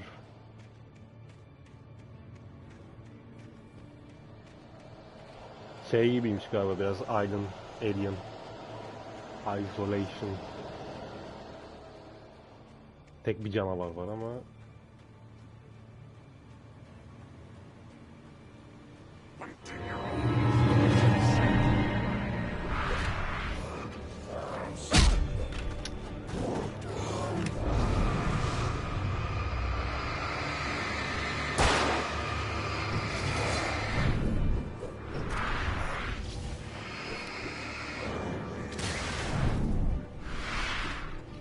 Sıkacağız böyle. John Wick style'da.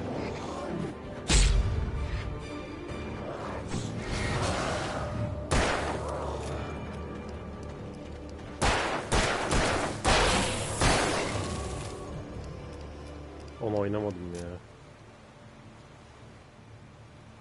Beni gerer. Korkarım ben. Ha, termosu. Seni ilk gördüğüm andan itibaren. Tam şurada görmüştüm.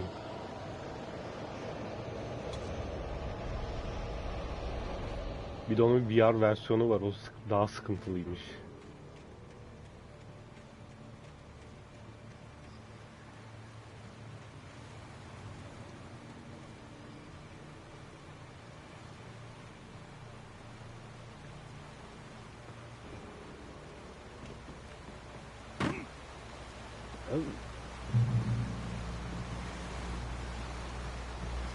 Evet,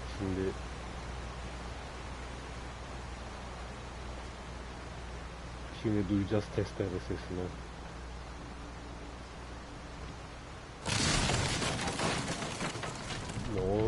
No.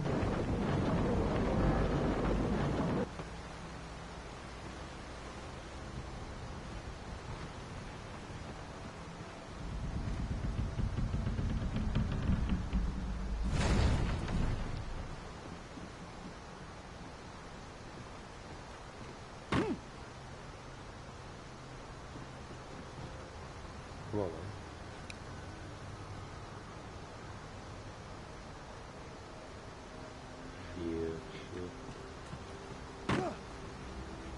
Lan oğlum düzgün atma aşağı. Sokacağım bizi suya.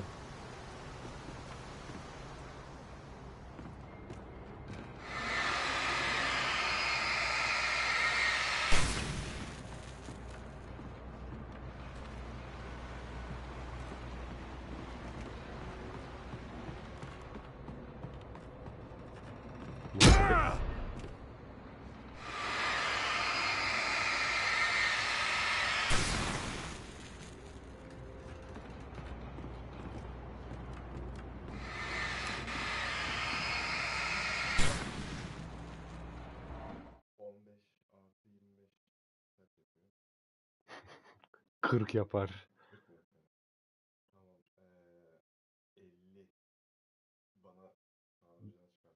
Geldi mi ki?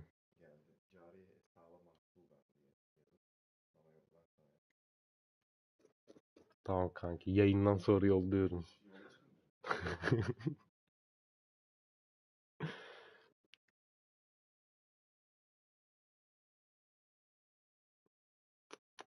Bu nedir arkadaş?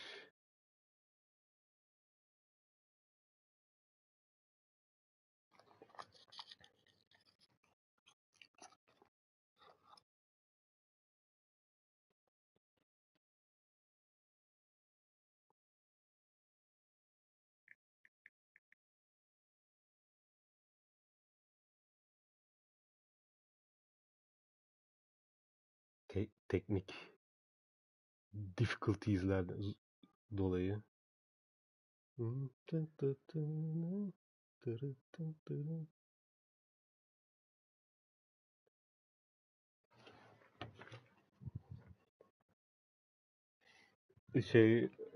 Anlamadım. Yazarsın sen açıklama kısmına. Yolla bunu.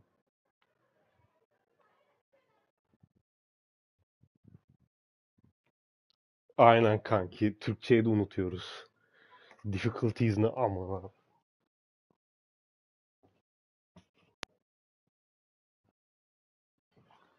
De adam gibi aksaklıklar. Ama geri geldim. Devam.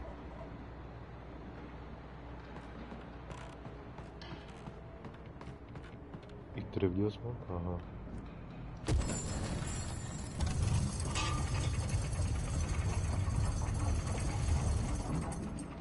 Hop.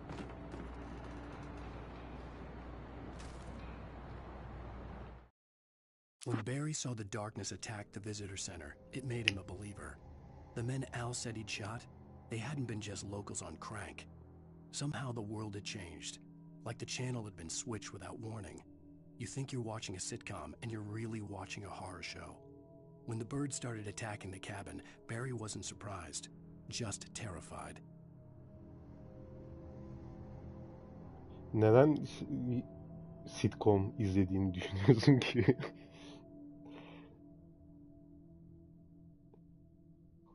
Romantik komedi falan da. Hayatın o kadar mı boktan? Yani...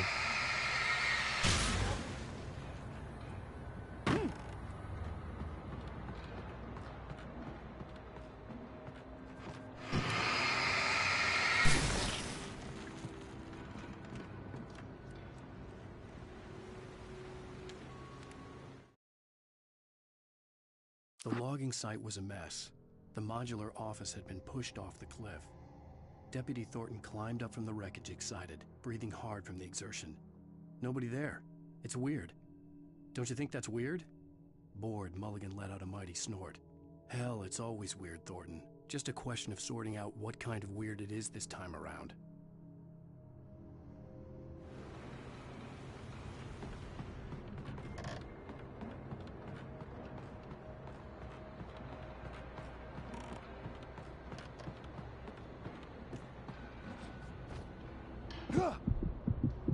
Hey Allah'ım.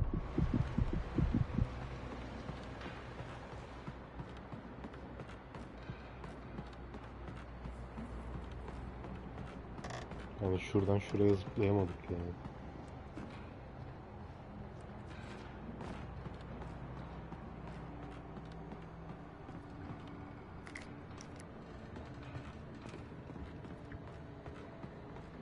Termos.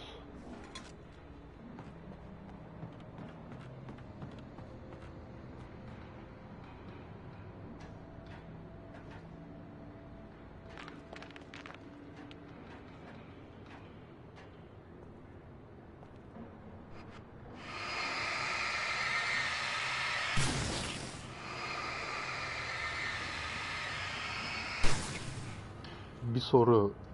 Merdivenden aşağı inerken de climb fiilini mi kullanıyoruz? İngilizce'de. Gerçi aynı. Sonuçta aşağı doğru insen de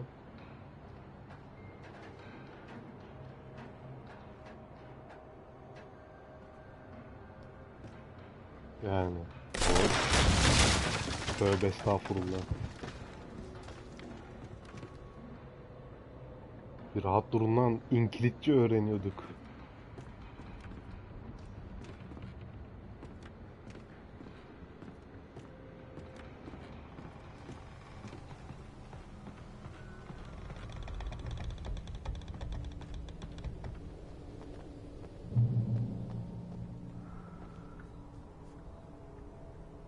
Oo.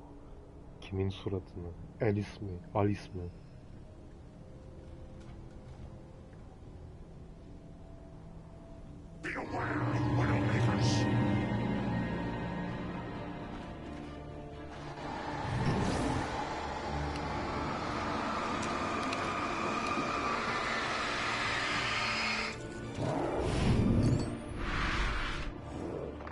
Aha.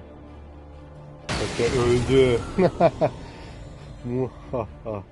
Where is your darkness now? Kanki bence Alice da Alan'ın beyninde. Alan, Alice. Split personality hesabı.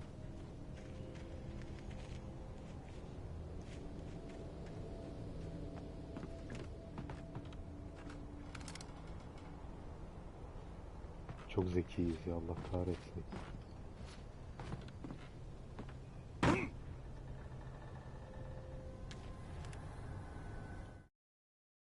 Shadows stirred and the wind picked up as I ran through the forest. I felt the dark presence turning its gaze toward me. Then the moonlight was blotted out by dark shadows that raced violently across the ground. Kontrole bağlıyorsa kesin elemanın yazdığı daktilo aslında Object of Power hesabı. No natural path had brought them here. Aynen. Elinde iş yok canım. Yazarlığını görüyoruz oyun boyunca. Tırt yani.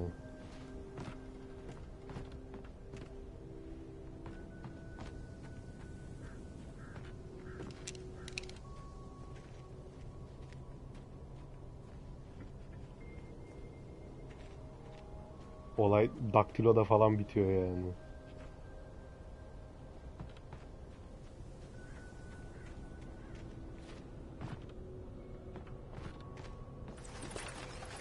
Aa, tam elektrikli testere sesi duymalık yer.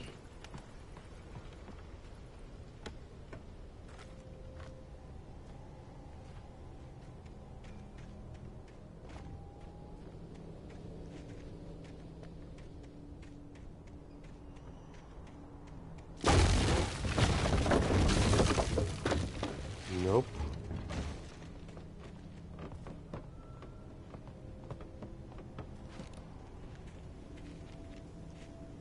Snipe'layamıyoruz uzaktan.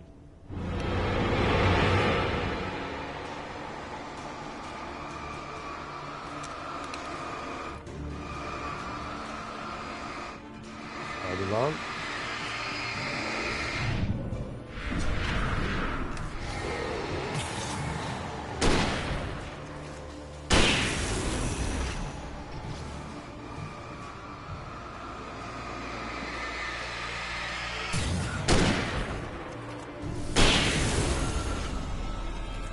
Akış.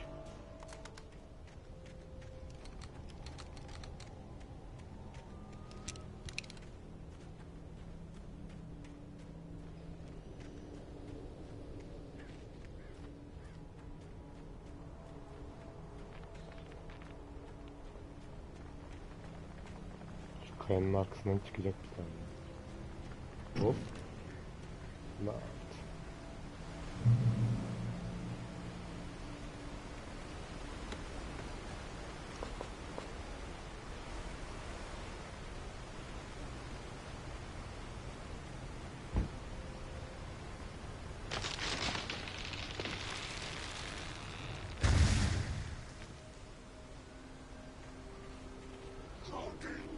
Is a hazardous occupation. Doğru diyorsun. Aha geldi.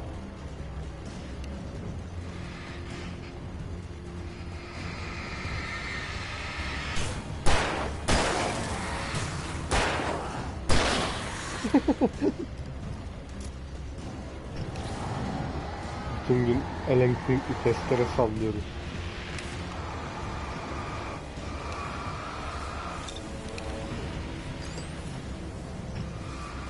Kaçma lan.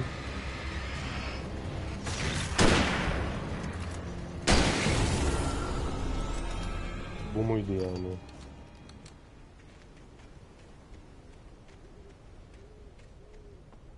O kadar build up. Bu bölümde şey bulmadık. Ya diğer bölümde daha fazla vardı o sarı oklardan.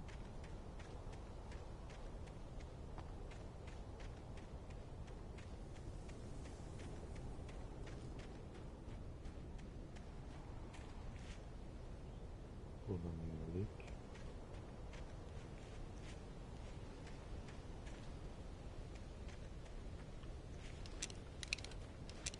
Aynen.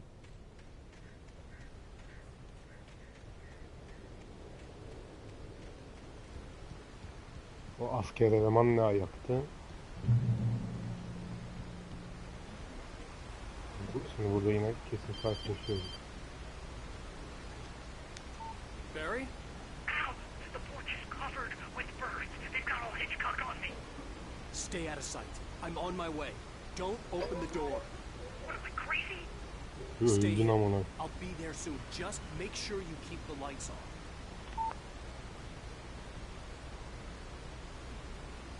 Al yolla.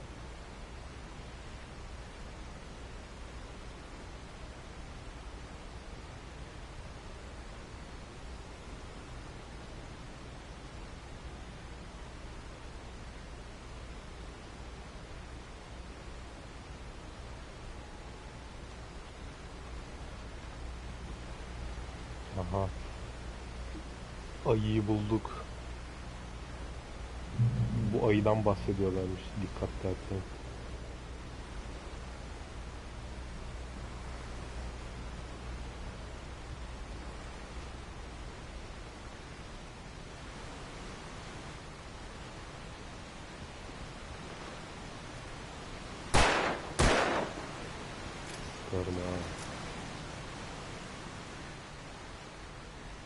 I still had to reach Barry at the cabin, but at least I was out of the woods.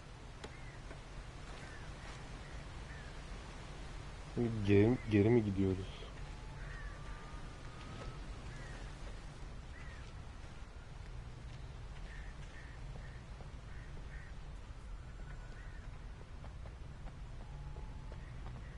I'd have to get the car from the locked garage. It would get me back to Barry faster, and the headlights were a welcome bonus. Çekelim yolumuzdan da.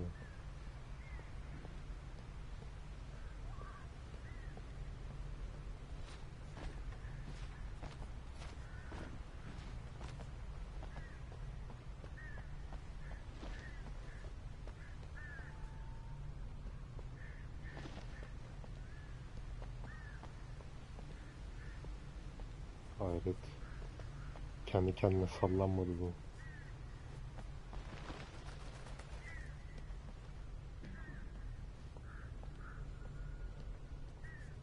I had to find the key to the garage.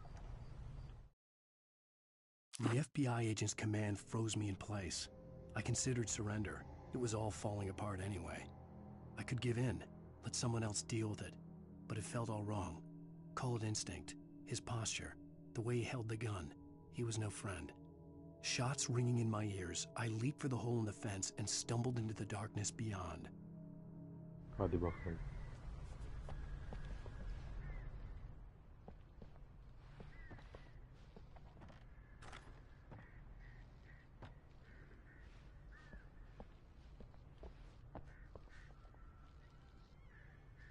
I needed the garage key to get to the car. Tamam Alan'cım, bakınıyoruz etrafa. Tuvalette olabilir yani anahtar.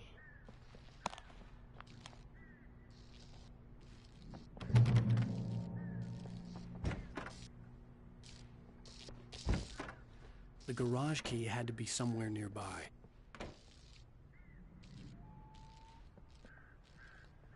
Anahtar aldığımız anda.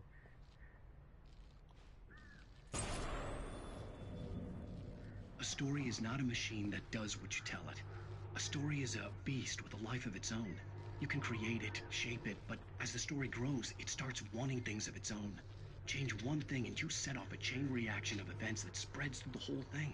The characters have to be true to themselves. The events need to follow a logic that fits the story. A single flaw and the magic is gone. The story dies. Alice dies. Gerçek oyuncu muydu o?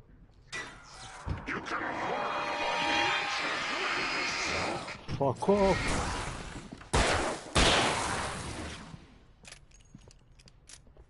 Yüreğime indiremezsiniz.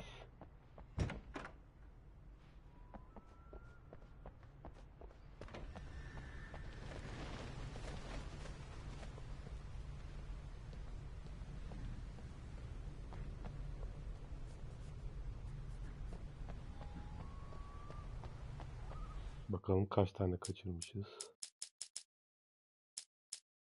2 tane kaçırmışız kanki. Yazıklar olsun.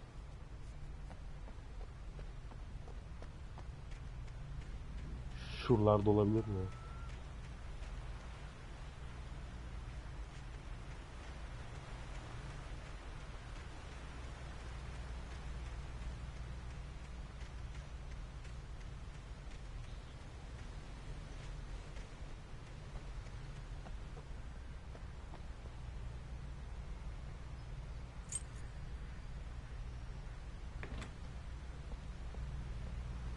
Son kez şuraya da bakalım.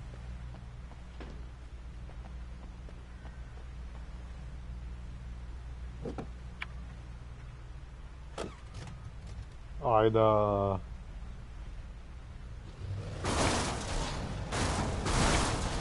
Eyvah. Tam korktuğum gibi.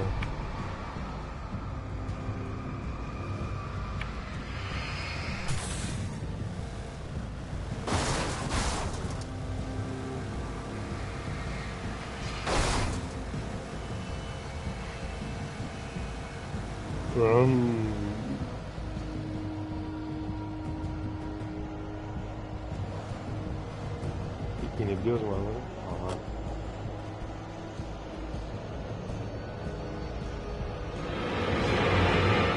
Lan oğlum niye kapatıp söndürüyorsun arabanın ışıklarını?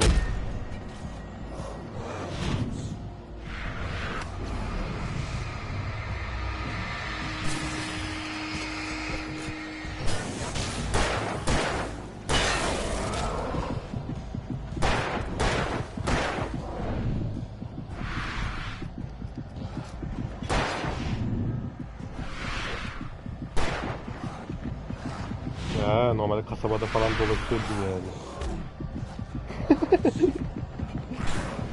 Lan oğlum gidin lan başımdan al.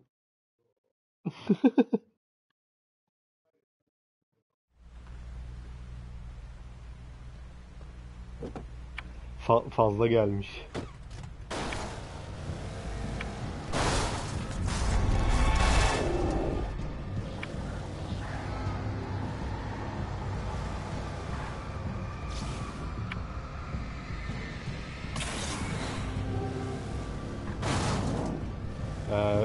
O kadar yaptık mekaniği bari 2 dakikada olsa kullanalım. Ama tam tahmin ettiğim şeyde yani.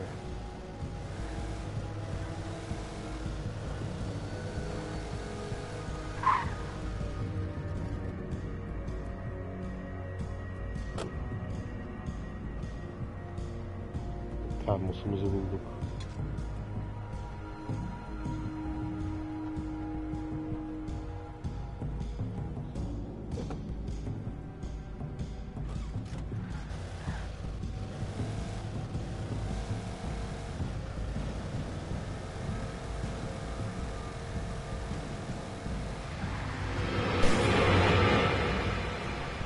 Yani geri giderken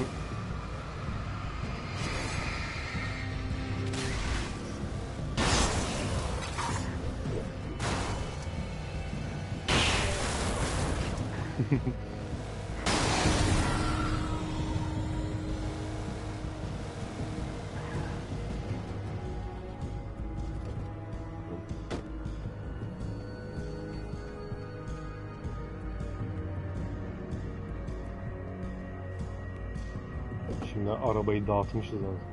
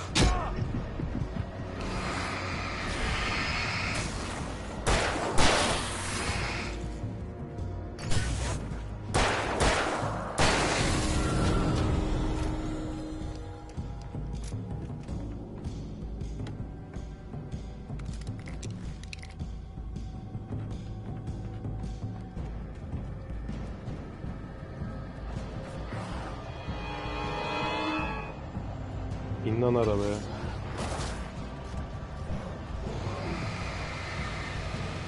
I'm out of here.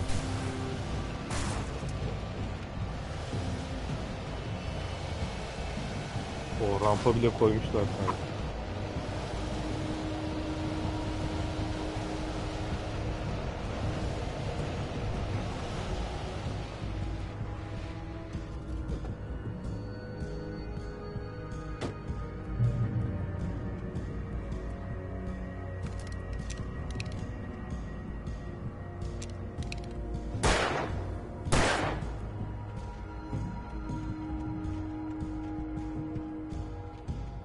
Yalnız arabanın hasar alması biraz sıkıntı.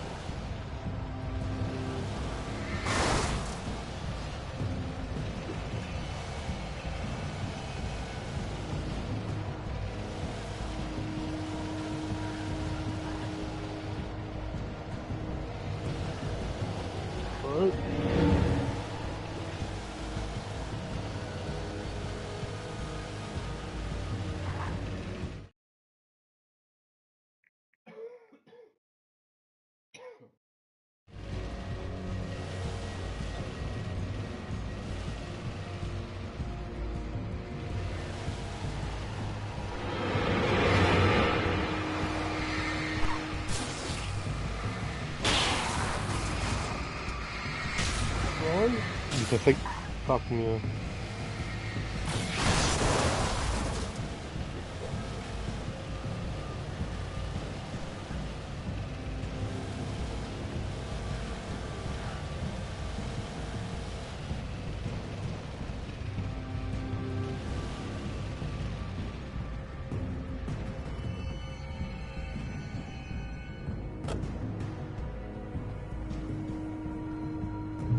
Yürümüşüzdür kanki, bu bölümde bayağı yürüdük yani.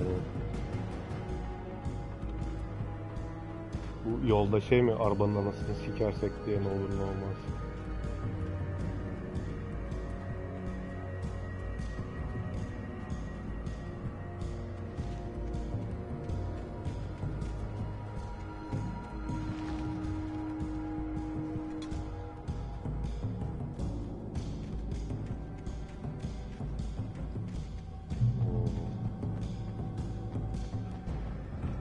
Harbiden şey var ama ya, bir open world başlamışlar.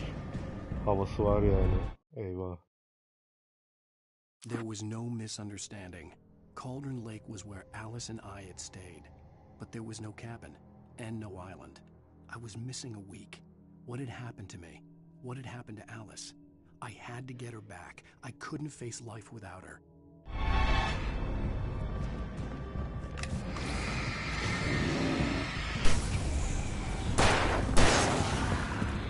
Hop.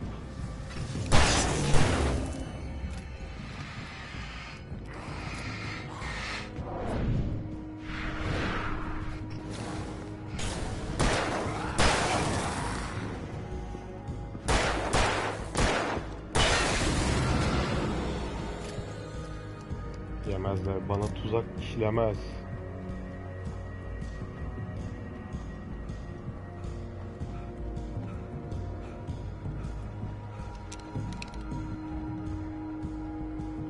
O bayağı keke gibi ama gittiğim yolları geri tepiyoruz. Şurada bir sikim yoktu. Evet.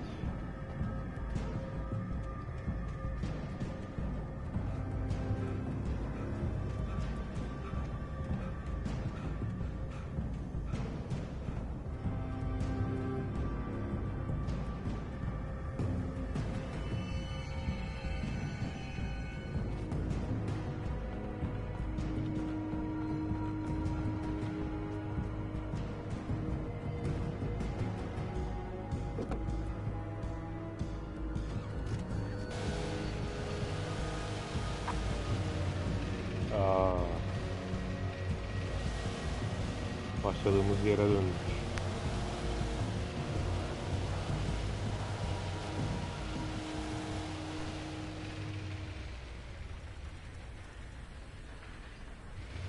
Evet, bu bize bundan sonra Y'ye devam edeceksiniz. Aa, kuşa bak.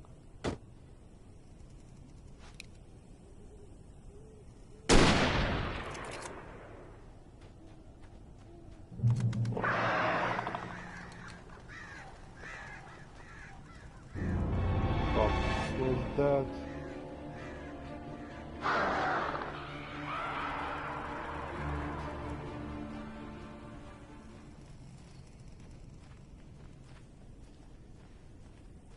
Neler olmuş burada ya?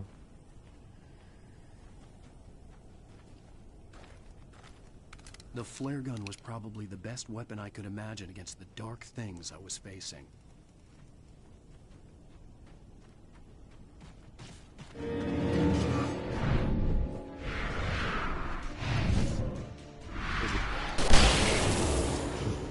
Tırmalı değil.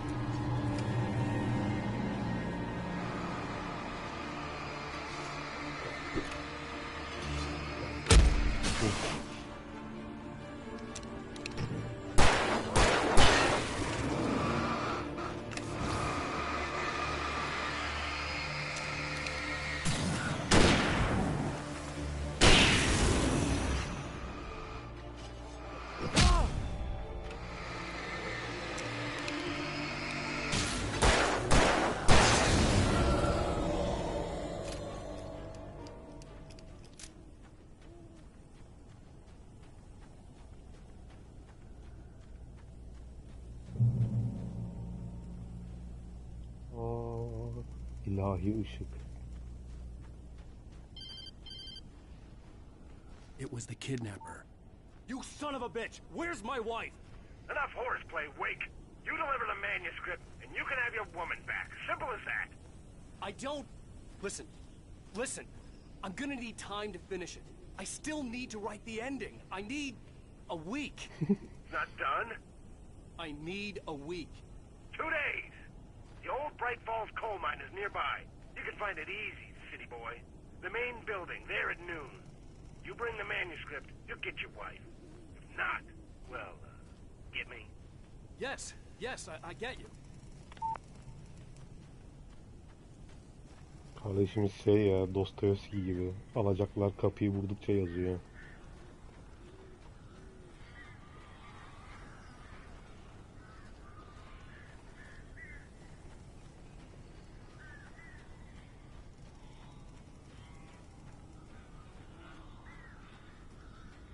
Barry had talked about birds over the phone.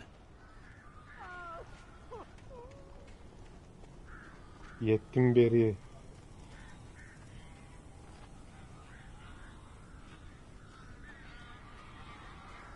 Aha. Darkness controls the tape.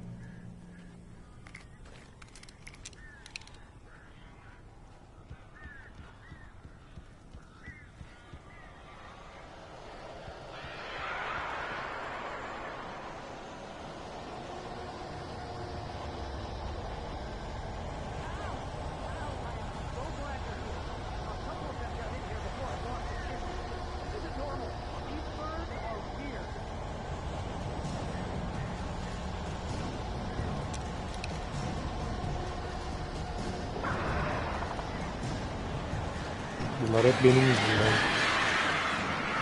Başta giderken kapıyı, ışıkları söndürdük. Aha.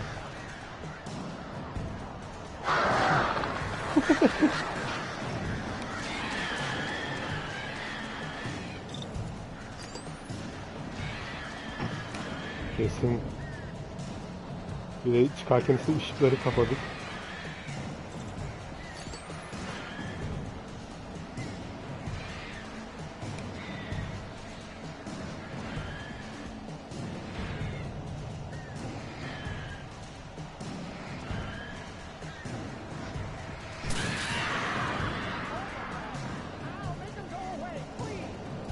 I'm trying.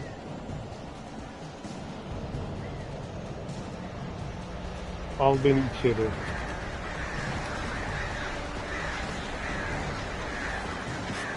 Neden kuşlar bir anda sadece benim problemim oldu? Hop.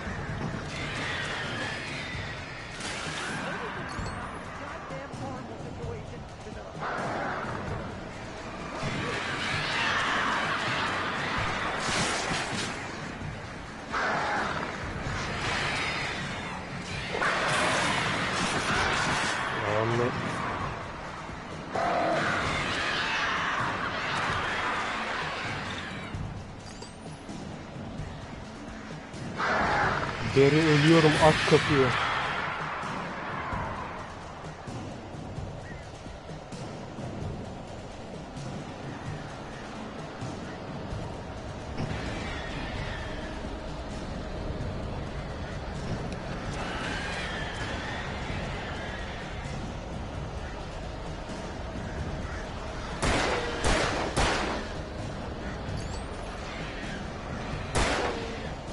bak. Flare gun'ımız var ya. Aha anasını.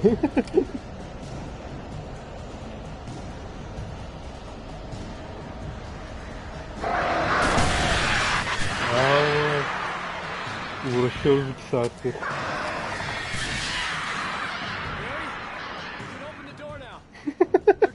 Vay arkadaş ya. Keke gibi.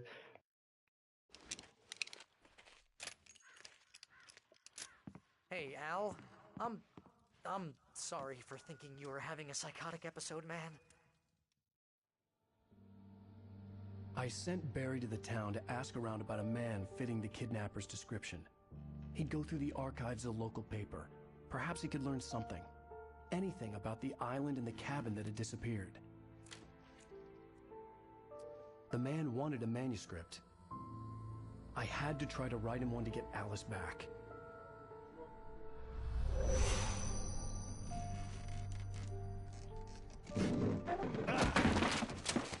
For me, the supernatural had always been nothing but a metaphor for the human psyche, a tool to use in writing fiction. Now, it was happening for real, and I couldn't put a single word on paper. Ah be Alan.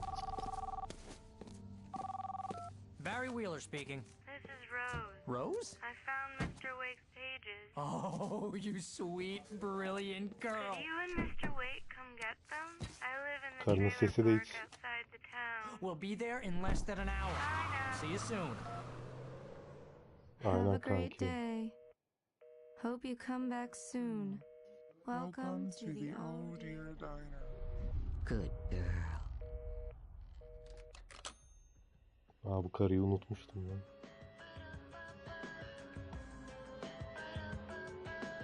Yine yiyeceğiz copyright'ı.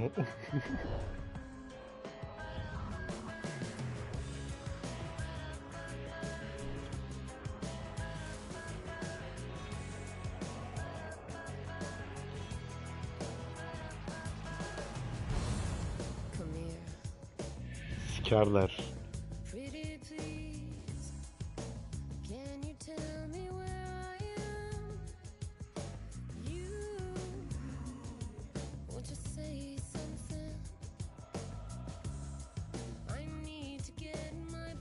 Yine bir bölümün sonuna geldik kanki.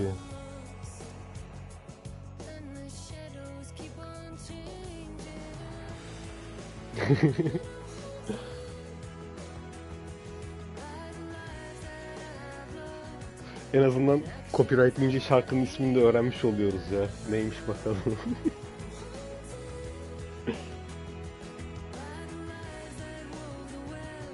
Yine akşam gece vakti yaparız olmadı 12'den sonra. Şimdi benim etraf karışık kanki biraz.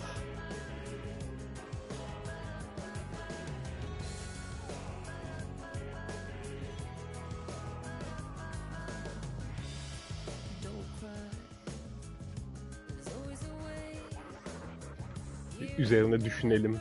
İkinci bölüm şey yaparız. Yorumlaşırız.